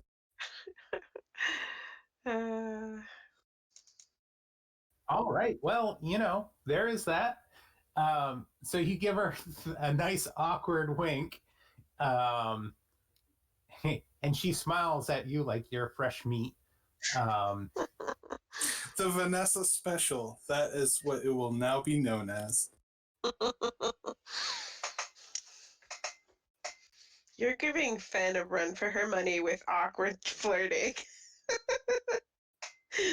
Apparently that's how I roll. Literally. All right. And Fen, you descended there. When you open that door, there is a stairs leading down deep into the darkness. I am going down there. All right. If everybody would take a depletion. Okay. So this whole time, Elias would like to have been getting to know his new friends. The doll and the knight. Absolutely. The knight, it talks about, everything heroic you would expect from a knight. Meanwhile, the doll just continually chatters that she doesn't want to be left behind anywhere. Okay. I will continue to assure the doll that, don't worry, you're fine. I'll take you home. We'll meet lots of great friends. And to the knight, I'll be marveling at his adventures. And I'd like to also ask them, before we head down, if there's anything we should know, what about traps or anything of the sort before we go down there? Neither one of them have ever been in the basement, and they said that toys are not allowed down there, nor are children. Okay. I guess I gotta stay up here, guys. It's safer up there. Because anyways. Also, very smart of Elias not to take the clown. Yeah. Well, it didn't want to come along, so... Yeah. All right, so Fen, you land at the bottom of the stairs and are coming to the basement, and while everybody else is working their way to the top of the stairs in the ballroom. Yeah. I'm going to go ahead and drop another card flip there. Oh, nice. Gold. Sovereigns on the Invisible Sun are amazing. Whew. All right.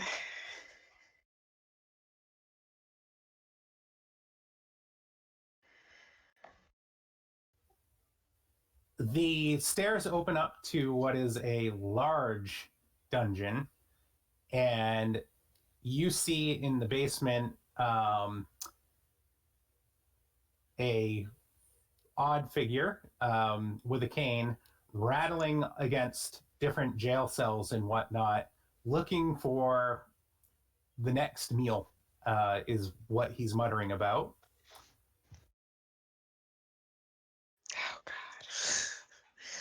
All right.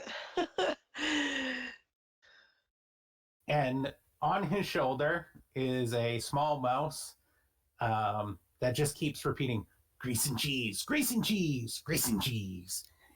Oh. Awesome. 2 clockworks with 1 stone. All right. Do I see the blood trail down here? Specifically, like, because there's probably maybe quite a bit of blood down here, but do I see the trail that I've been following? Oh, yes, it goes into the room beyond. All right, I'm going to try to just keep moving past. All right. Because I do not want to deal with him or the little mouse. All right, so you are moving into the next room, and everybody at the top of the stairs, are you guys moving down into the basement? I think so, yeah.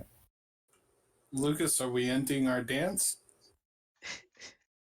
Just dance all Oh, the way yeah, down I the was just stairs. dancing to the door and going through. Waltzing into the doorway and then colliding with it and awkwardly going through. That's what we're doing. Totally nonchalant. Not that she didn't already notice this. But All right, so the rest of you come down the stairs, and there you see Archibald poking at victims inside of cages, looking for something to bring into the next room for the next meal. Quickly, I'll like throw a hand out to stop anybody walking behind me, and I'll shh. He's in there. It's a big daddy. Now is not the time to talk about your proclivities. Do we hear the grease and cheese chant? Yes, you do. And the rat is in there too. It's my boy Bentley. Are we killing them? Yes. Okay. You guys get ready. Vanessa will reach into her bag and make sure that the gun that she's putting her hand around is the newly found gun of fire that I already forgot the name of, but it's on my character. The black magic. Black magic. Black magic. Yep. Black Maybe he's magic. gonna, still sword in hand, get ready to strike, because it kind of seems like we're proposing a surprise attack. Seems like it to me. Lucas is gonna get down on that bottom step and again get in that position. He's gonna try to load the staff up into Zren. He's gonna try and launch the wolf. At which one? The mouse. I'm here for the mouse. It's gonna eat the mouse. Vanessa would like to stay like 2 or 3 steps behind, if only so that she is higher than most people and therefore can't accidentally shoot her friends. Sounds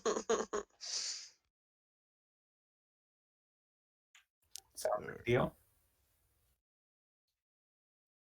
Ox Elias got any props? I don't have anything from range. I'm basically just doing the sword and cane preparation like normal.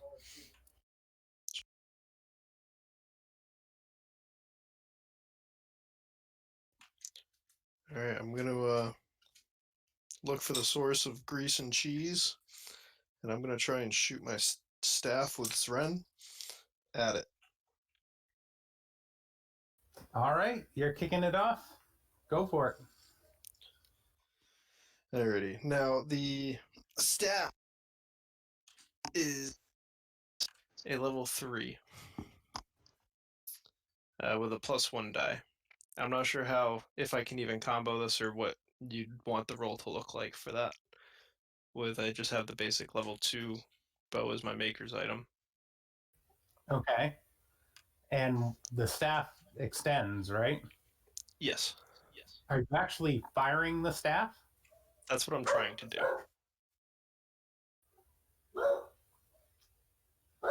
So you're going to fire the staff with your bow and have it trigger as it leaves? Right. I'm going to try to have the wolf bite the target as it hits. All right. Take your shot. I'm going to push 1 bene for accuracy. I have a +1 for it being my maker's item. And that's a +1. Am I getting the +1 die for the staff? Yeah. Yeah, because it's actually the staff to bite, so... Alrighty, I'm going to hold my runes for now.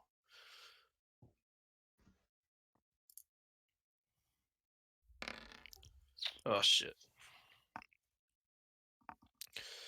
So that would be a 9 and a 2. And then would I add the level of the staff? Or no? Yes. Okay, so a 5 and a 12 against the rat, aka Grease and Cheese. AKA Bentley Hedgehog. All right. That will hit him. And how much damage does that do? 5 on the staff.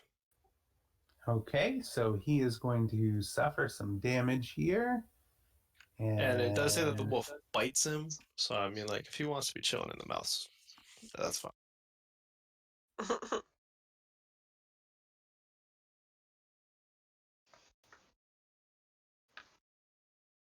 All right, who's next? I'd like to take a shot if that's okay with everybody else. Do it. Do it. Time for some black magic. I'm going to brace myself, aim up, and I'm going to go for a headshot to Archibald with the black magic pistol. All right, go for it.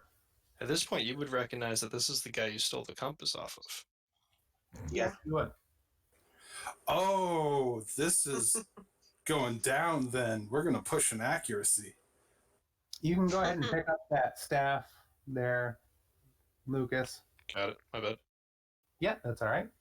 Just trying not to clutter the board anymore. Yeah. Okay, because this is a magical gun, do I roll 2 dice?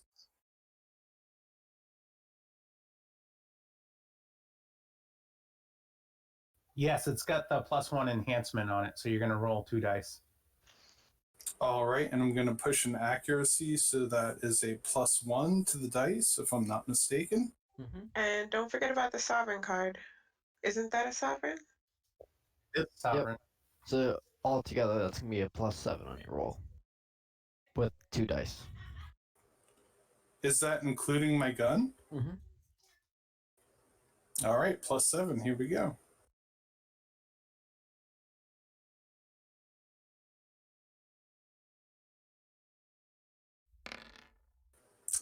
Could have done better. 8 and a 10. So it just chings off of him, doing no damage whatsoever. Damn it. Oh dear. Well, I think he knows we're here, guys. Next. It's a surprise round. It's okay.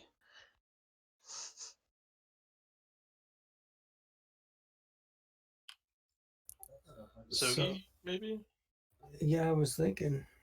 Okay. Yeah, I'll just follow up with the sword strike on Mr. Archibolt.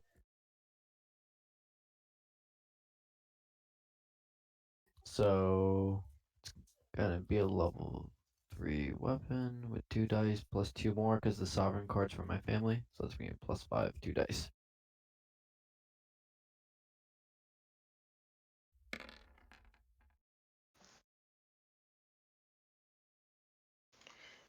Double 11s.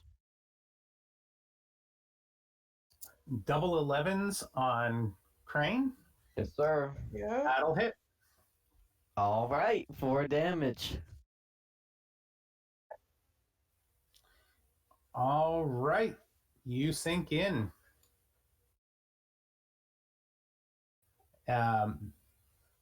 You feel the heavy metal plates as you hit him, because he's obviously clockwork, and Right. you hit mostly machinery. So you know that there's some type of armor there.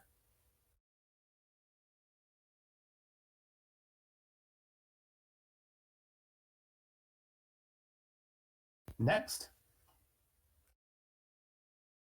Well, seeing as how Zogi has already dropped the bomb on Mr. Crane, I've got some business to take care of with him as well, so I'm gonna run up and try and take a thwacking with the sword.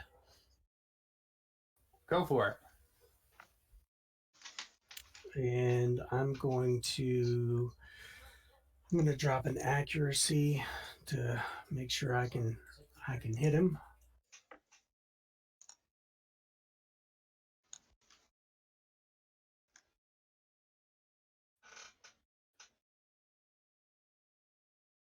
Woo woo. So that's going to be a 10, and I'm going to do a whopping 4 damage.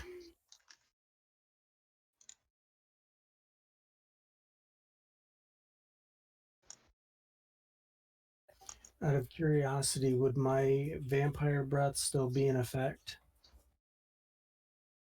What was the depletion on it? There isn't one. Does it say until the next sun sets? No. Oh, well, hold on. No, it says one close person I choose. So, no, it wouldn't be in effect. It was only for, the one that was making eyes at me. Apparently, she likes stink breath. All right. We don't kink shame here. Who's next? Could you describe what's in the room in detail? Yes, the room looks like a dungeon. There's multiple cages on the sides of the walls. And inside is an assortment of folks in various stages of dead to prisoner-like. There's a bunch of chains and stuff hanging from the ceiling. And Archibald, with the rat on his shoulder, is up against the far wall of cages. And then on the other side of the room, there's a door that goes deeper. That's where Fen went. Okay. Are there multiple people per cage, or is it one? There's cage one in per each. person? There's one person in each cage. Yep. Okay. I'd like to cast Quickening. I don't know if this will work, but Quickening on the chains in the room. Okay. Are there chains just hanging? Yeah, there are just chains all over the place hanging down, kind of like an old Hellraiser movie. Okay. Yeah, I'd like to cast Quickening on some chains, and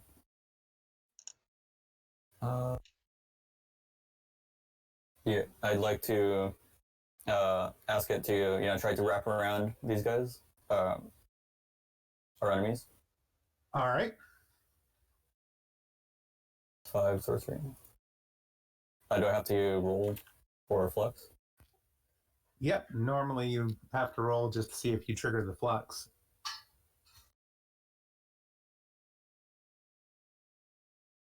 Seven. And, Yep. No flux. Cool. All right. And then you're going to try to get the chains to like bind them or wrap around them. Yeah. All right. Can we take a quick 3-minute break, guys? Sure. Yep, If you guys just want to discuss strategy real quick, I need 3 minutes. No problem. Switch over to the recharge in the GM page here.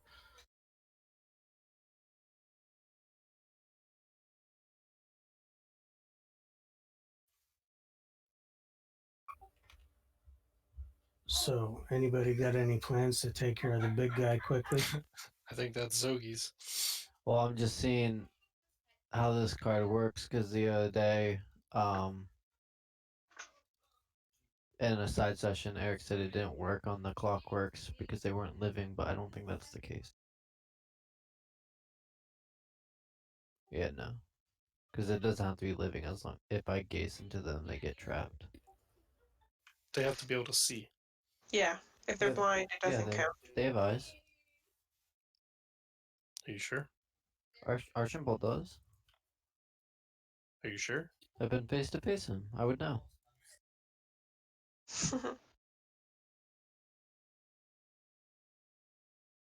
I mean, my plans are just to keep moving until something stops me from doing so, or until I stop being Well, invisible. you know, there's like a whole fight going on in the same room you're in, Fen.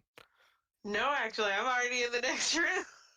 Now, see, as you got to that door, we came through. Right. So this is all happening right behind you. No, because you guys were dancing and talking for quite some time in the ballroom. I went down the stairs, saw him wandering around, and immediately beelined for the next door. Okay, It's gonna this be is real how people awkward. die, Fen. This is how people die. As long as I'm invisible, I'm fine, okay? What happens when you're not? That's okay, Fen. Okay. That's okay. Semper Eye your way all the way through this, and you take care of you. When the whole group dies, Yeah, you we'll can know just where put your us true all intentions back in lie. the dark. I did So, hear like the a Nelson gunshot, body so on maybe I'll turn around. I don't know. You can't hide from your problems, Fen. I am not hiding from my problems. I'm trying to fix my problems. It's Don't my worry about her. She stole fault from that you. she. Yes, but I was She's a, trying to make she's a her bigger rat than grease cheese over here. It's gonna be easier to bring back one person feel than bad. 5. I was trying to make her feel bad by making her help us, and then her helping us clearly has done something very bad. So I'm trying to get to her and save her. And besides, like most of the rooms that I went through weren't dangerous, so it wasn't a big deal. It might not even be her. All right. Sorry about that, guys. Might not. Oop. All right, and we're back. Lucas, now you see why it took so long to find you. Ben was busy hiding and running. I have I no idea what you're talking about.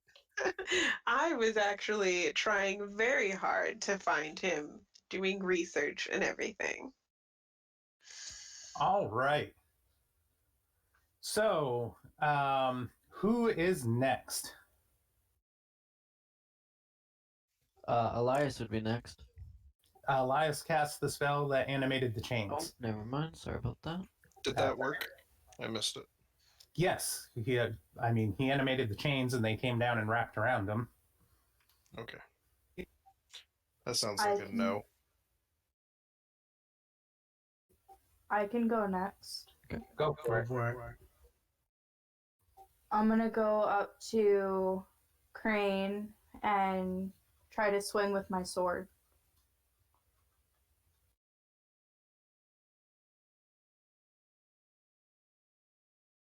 Go for it.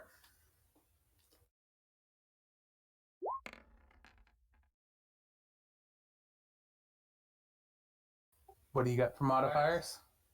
It's just the 5 for the level. +1 for the card. 11 in total. Mm-hmm. Yep, That'll hit. that's 7 damage.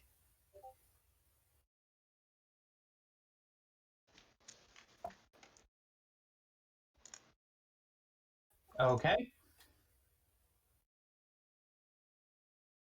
I believe that was our entire bonus action. Unless Fen wants to. Oh no, I have to do something for Fen. She went into the next room. I did.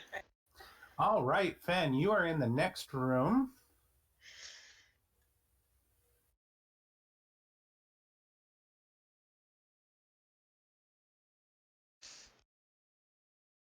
So none of us know where Fen went, correct? Well, there's only one exit from the room, so yeah, it's kind Could've of a gone logical backwards. guess. Yeah, you don't know. That is true. Yeah. Well, we haven't seen her since we walked through the front door. She basically disappeared right at the very beginning. She's been editing her way through here. Yep. We're just assuming. And once again, Fen being a better thief than Vanessa. Yeah, you're doing an Ed. All right, Fen, go ahead and make a resist check. All right. Okay, let's see. So I have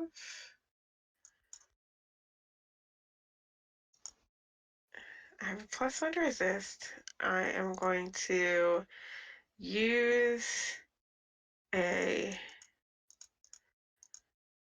bene, and let me quick double check. Are we? No, we're still on that one. So I also get another +1 from the card. Okay. +3. So +3. 12. All right. So what do I see in here? I mean, obviously I see the picture, but like specifically. All right. So there's a table sitting there with a very large demon eating, and cowled on the floor, bleeding profusely, is Fawn next to the table. Okay. All right. I'm going to shoot. So Go ahead, Fen. Sorry. I was just gonna say, like, technically, I would have been in here for a little bit before the fight had started, so I wouldn't have heard the gunshot yet. So, yeah, I'm gonna approach Fawn, and As you approach within close range of Fawn, ravenous sets in, and you okay. feel the overwhelming need to eat. And your hand looks awful tasty.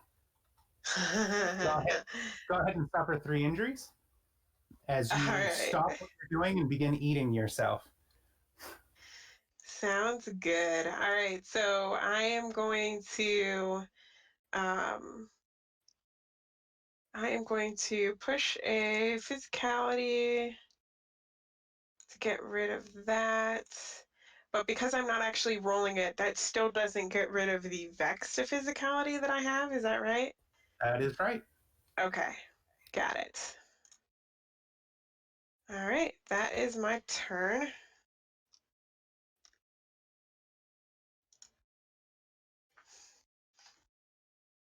So that's pretty much what I do, because at that point I'm just focused on eating myself, right?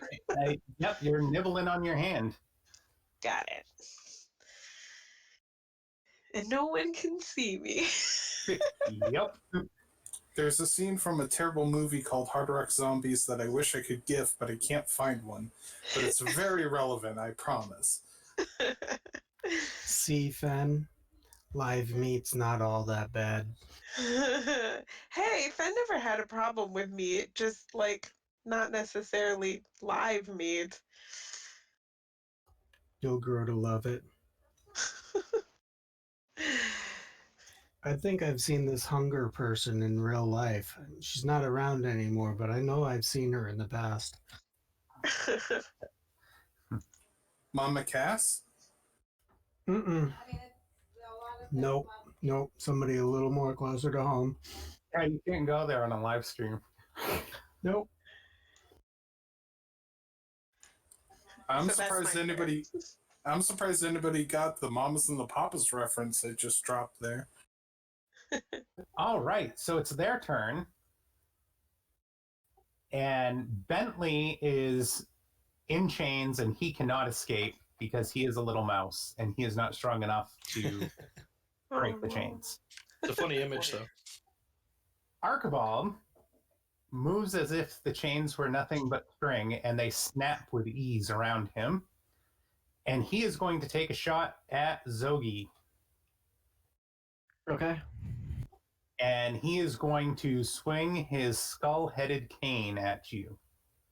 That's pretty hype. So I'm going to gain +3 because of my defenses, because of the card and my talisman. And then I'm going to gain a plus enhancement, another +1 because of my mask. So that's going to be a total of +4 dice. Or +4, sorry. All right, go ahead.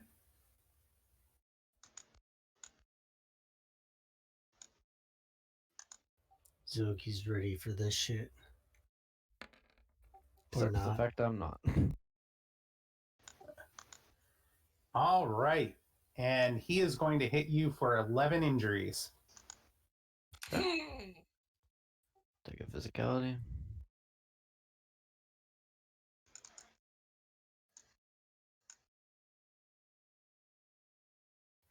As his cane lands in your chest and you feel it.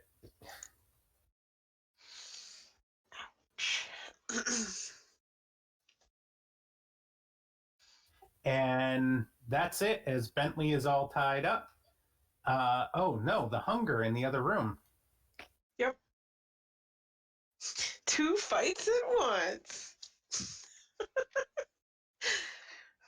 The hunger is going to release Oh the Smell. And she lets loose a foul bit of flatulence. And everybody within short range to her suffers a scourge in their certes pools. Awesome. Damn. Nobody light a match. Okay. Next. Top of the order, guys. I'll go ahead. I started off last time. I'll see if I can't do a little bit more this time. I'm going to run over and grab my staff from the floor next to this guy. And he's tied up in chains. So I am just going to slowly, with the wolf head, just bring the wolf head onto him and let the wolf latch on, hopefully.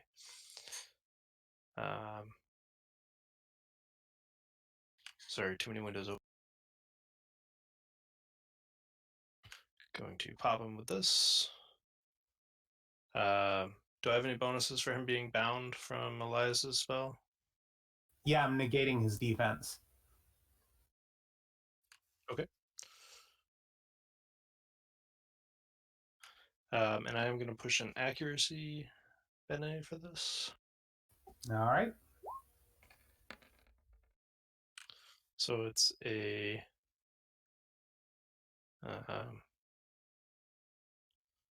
11, 12, and a 4 to hit. All right. The 12 is going to get the job done. So that's going to be another 5 points of damage on little Bentley. Yes. I'm going to turn around and be like, this thing is awesome. And the wolf head gobbles him up, and little parts of Bentley come out and fall to the floor. A little arm, a little leg, a little bit of intestines, a little bit of heart. As the wolf's head chomps Bentley into nothing. Alrighty, I will pick up the bits that are left and throw them in my pocket. All right. And I'll turn with the staff howling at Archibald. Hopefully that'll be enough proof when we get back. Oh, it will be. All right. Who's next? Seeing how Archibald is like putting an ass whooping to Zogi, I gotta do what I can to help my buddy out. I'm going to kind of push Zogi out of the way, and I'm going to eek. I'm definitely getting him out of the way. I know that much.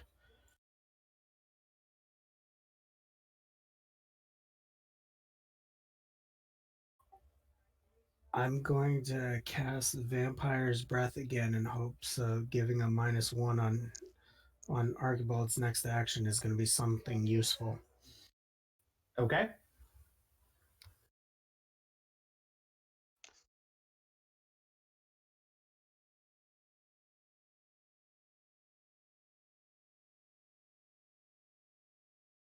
Go ahead and roll it.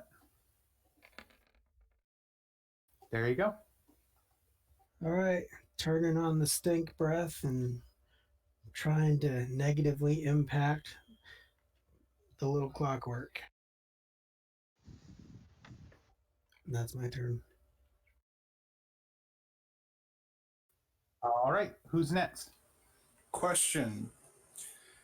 From where I'm standing, do I have a clear shot? Because there's friendly people around who I'm trying to target. You stayed elevated. So you've got more than, I'd say more than a 75% chance of a clear shot. And if you hit me, it's not that big of a deal. It does fire damage. All right.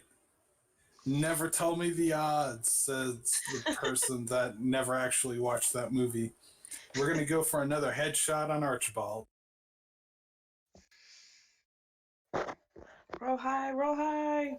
You just say you never watched Star Wars? I saw a bit of episode 4. All right, go ahead, make your roll. See, if you said you were aiming for Natalia, you'd probably have a better chance of hitting Archibald. Probably. I'm not actually going to push an accuracy this time because I just don't feel like it'll help. So +6 per roll instead of +7 like last time.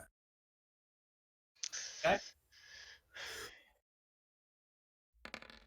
Oh, that's better. Nice. That's way better. Yeah.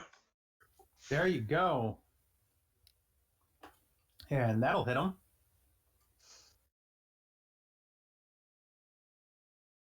Let me see what it actually does for damage.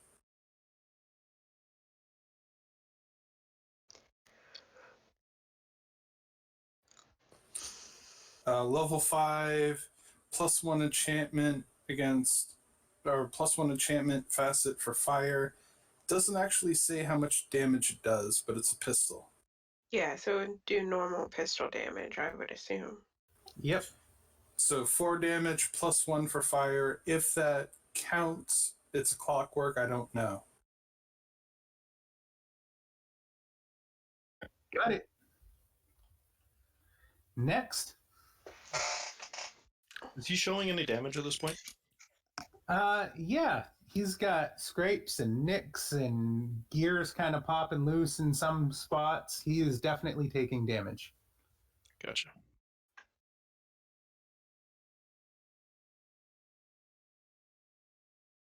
Next.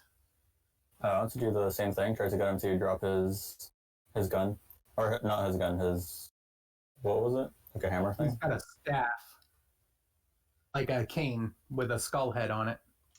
Yeah, I'll try to get him to drop it since that seemed to do a lot of damage. All right. So, fish fingers.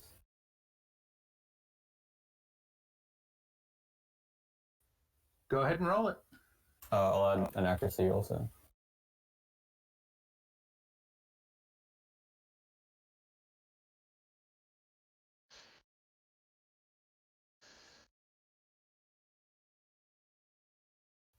So it's a 5. No, that is not going to be enough. Okay. Next. Could I command the chain to try to, like, whip him? Sure. Cool. What level does it make the NPC chain? It's like -2 from the spell, I think. Yeah, so level 3. All right, so that's going to do 3 damage to him. Cool. All right. Next. Who's left other than me? Natalia, I think. Let's go, Natalia. Cook this fucker. This time I'm going to attempt to throw a fireball. I'm really close though.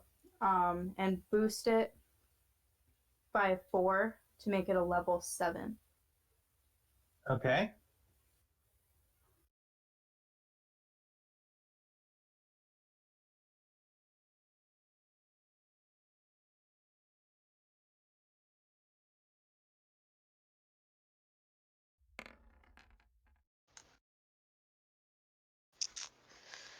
All right. That is going to be a 15 and a 7 plus the sovereign. 16. And are you using your ring? That adds +1 to your venture. Yes. Okay, so you got to make the depletion roll for the ring.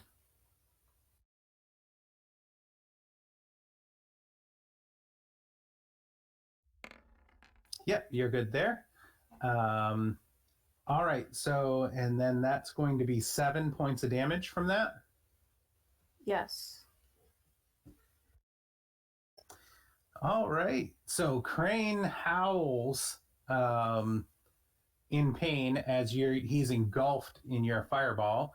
And a la Wicked Witch of the West, you hear, "I'm melting," as he goes down in a pile of molten gears and metal as you destroy the nemesis Archibault Crane. Got him. Woo. Wait, he's actually dead? Yeah. I don't trust. I don't believe it either, but Too easy.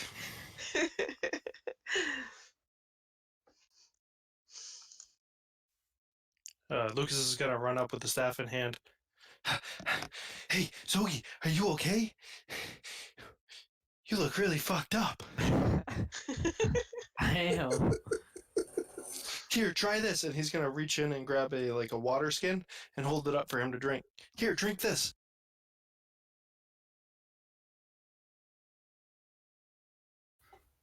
All right, can I have everybody do a depletion check on your effects that are in play? Yep. Technically, my turn hasn't been taken, so this should happen. Okay, I'm fine anyway, so that's All fine. right, so go ahead and do your turn, Finn. All right.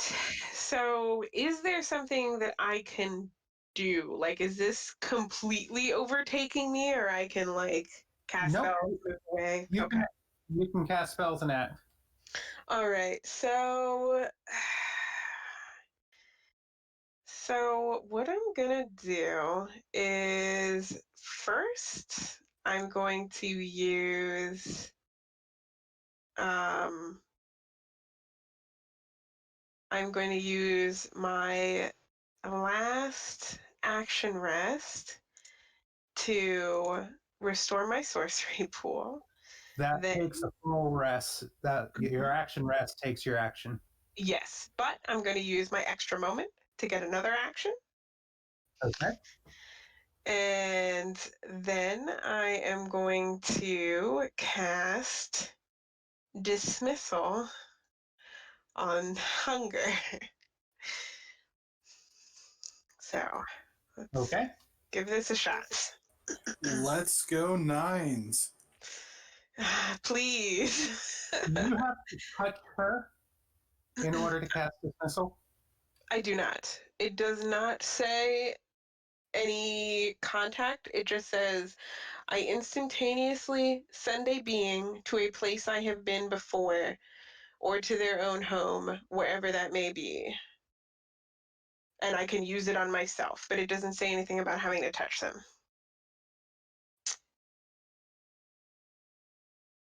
All right, so it's a level 8. Okay. Plus 2 die. So it's 3 dice. Level 8.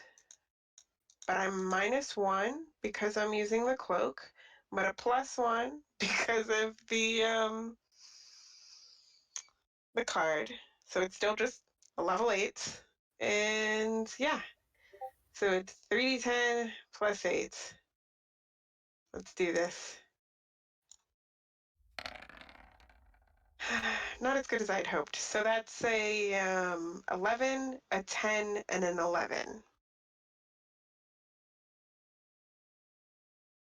Where are you sending it? I'm going to send it to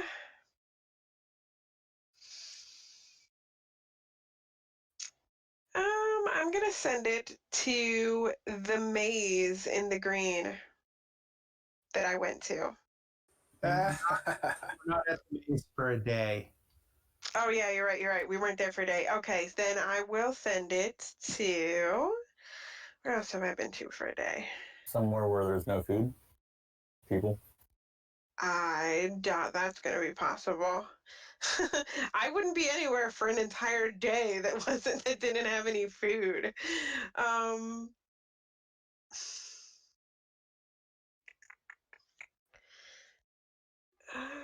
were we in the Red Sun for a whole day?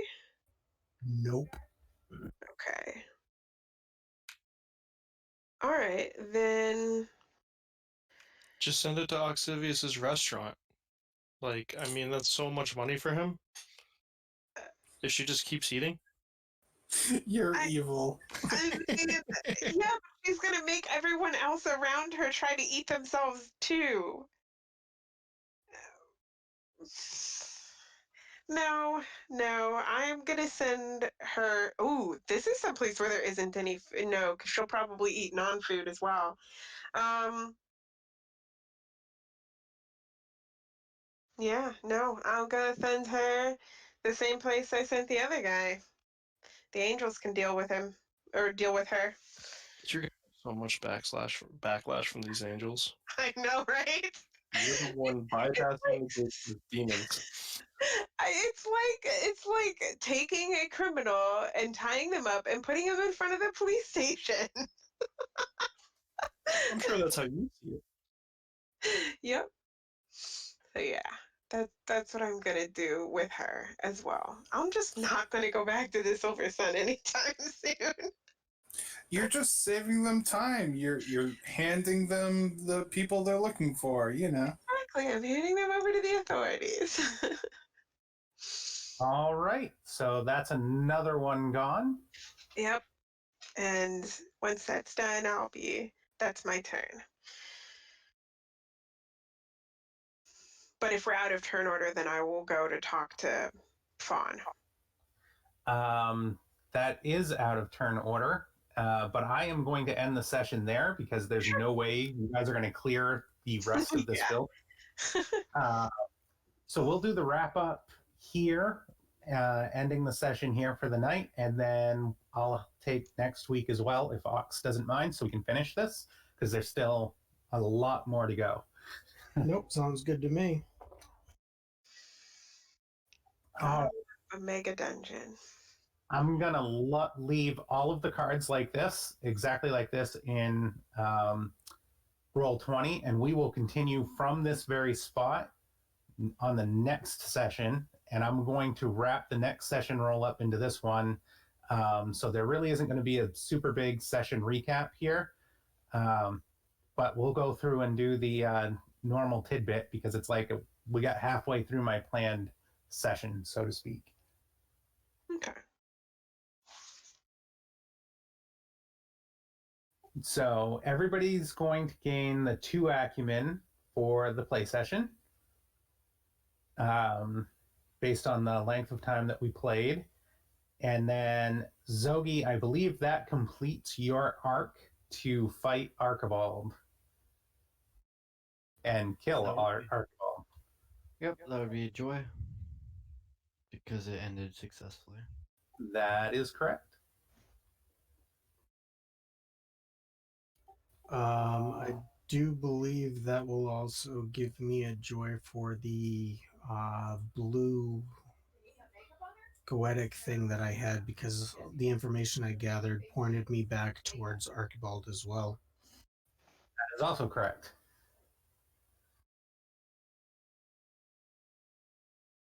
And then we will pick up from this exact moment next Saturday. Indeed. So make sure you don't reset your pools or anything like that, because there will be no time in between sessions this time. It's going to be on Saturday. We're going to pick up right here where we left off. Alrighty. Cool beans. Sounds good.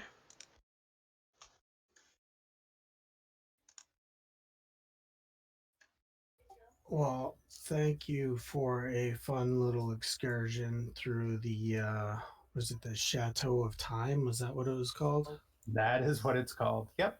Yeah, it's been Yep. fun so far. The booze here, absolutely fantastic. Natalia can't handle it, but we'll get her trained up. Handle it. It just made me a little tipsy. So it could. I wasn't the smartest crayon in the box anyway. Yeah. Hey, by the way, Natalia, you have an amazing incantation for the exact excursion we're on.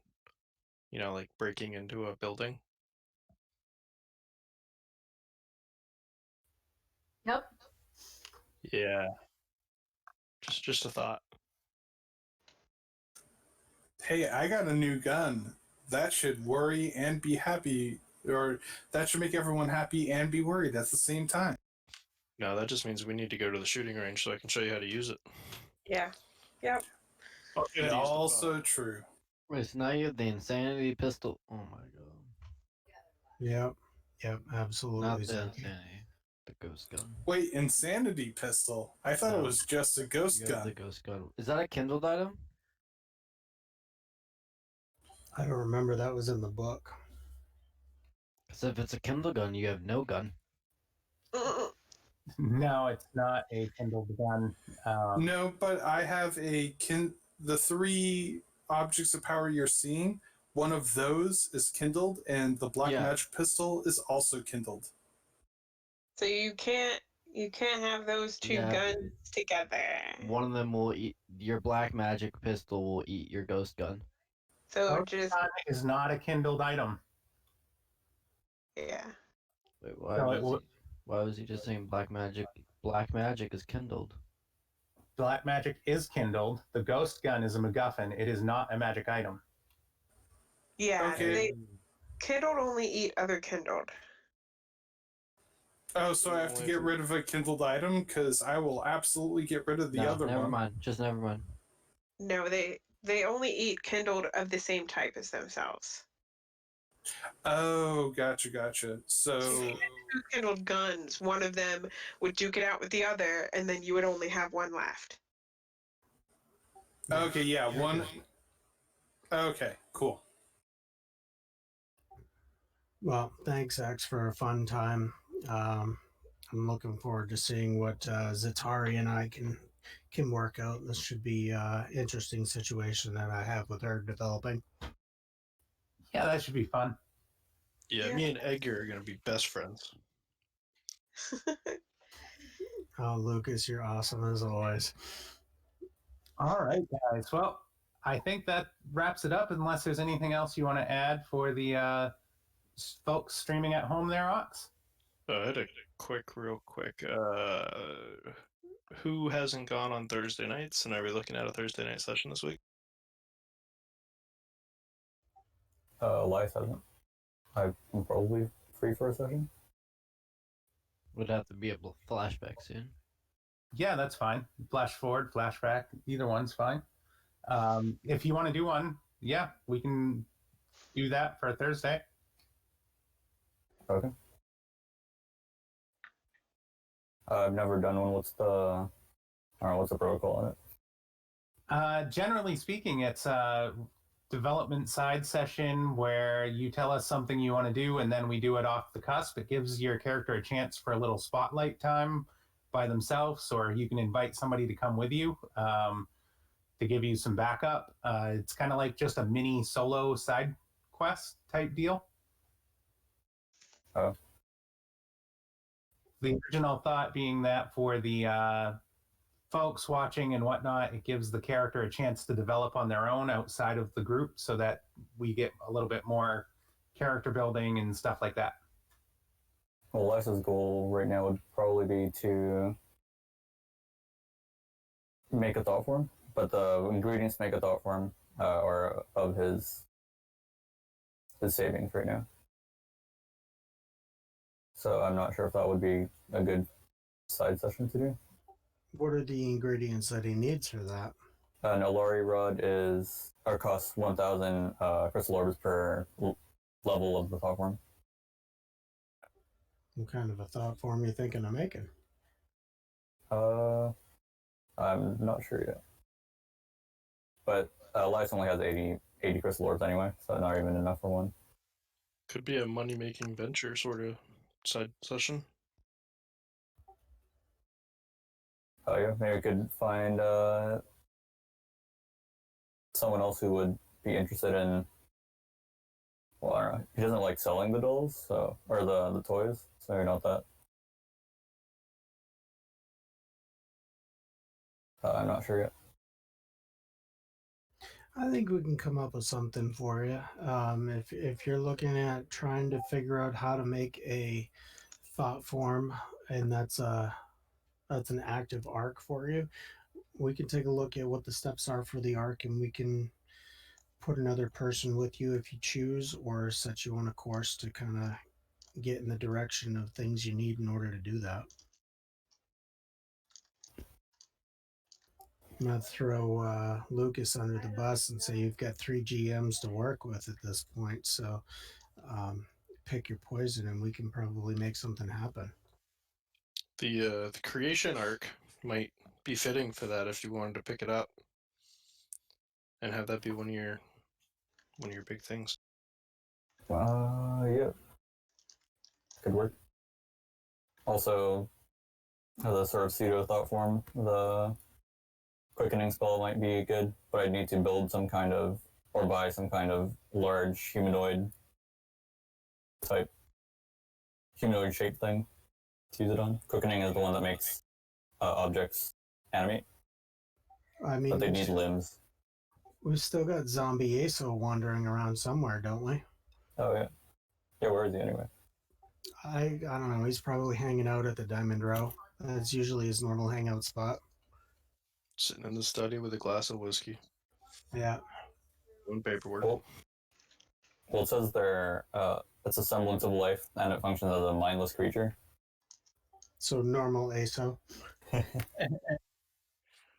Lucas is much less mindful. Aso just thinks too much. We can certainly figure something out for you. If you're interested in doing something on Thursday, just throw some ideas out in Discord and we'll get you taken care of. Okay.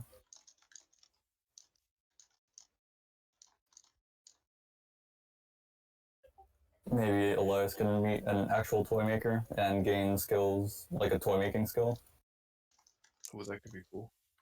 Or some kind of wood carving or something like that. It sounds like you piqued Lucas's interest. Yep. That's the way you want to go. I can run that. If you want to go down the toy making skill route, I'll volunteer as tribute for that one. But if you want to go down the other route that we were talking, the thought form route, I don't think that's really up my alley. I'll leave that to X or Ox. But depending on which way you end up deciding you want to go down, let me know. Okay. I think it makes sense to go the toy making route. Deal. Start writing it up. Okay. Wait, what do you mean writing it up? Like making the session. Yeah, doing the prep for it. I'll GM you. Okay. Cool beans. So it looks like we've got Lucas GMing for Elias on Thursday, and Elias, if you choose to have anybody come along for the ride, just drop us a line in Discord and we can have somebody tag along. Of course, any one of your choosing. If you want to just run solo, then we'll be there watching and cheering you on. Okay. Cool. Axe, do you have anything else to add? I think that wraps us up for the night. It does. All right. Well, everybody, thank you for joining in. Guys, this was a good time. Looks like we've got a little bit more to do next Saturday, so this ought to be fun and interesting. Congrats to Zogi for finally getting rid of the guy that keeps kidnapping you. Perhaps you'll be able to stay away from kidnapping situations moving forward. And with that, we will call it a night. Thank you, everybody, and we will see you we will actually see you on Thursday when Lucas runs Elias through whatever it takes to become an awesome toy maker. You guys have a good night, and we'll talk to you then. Check y'all later.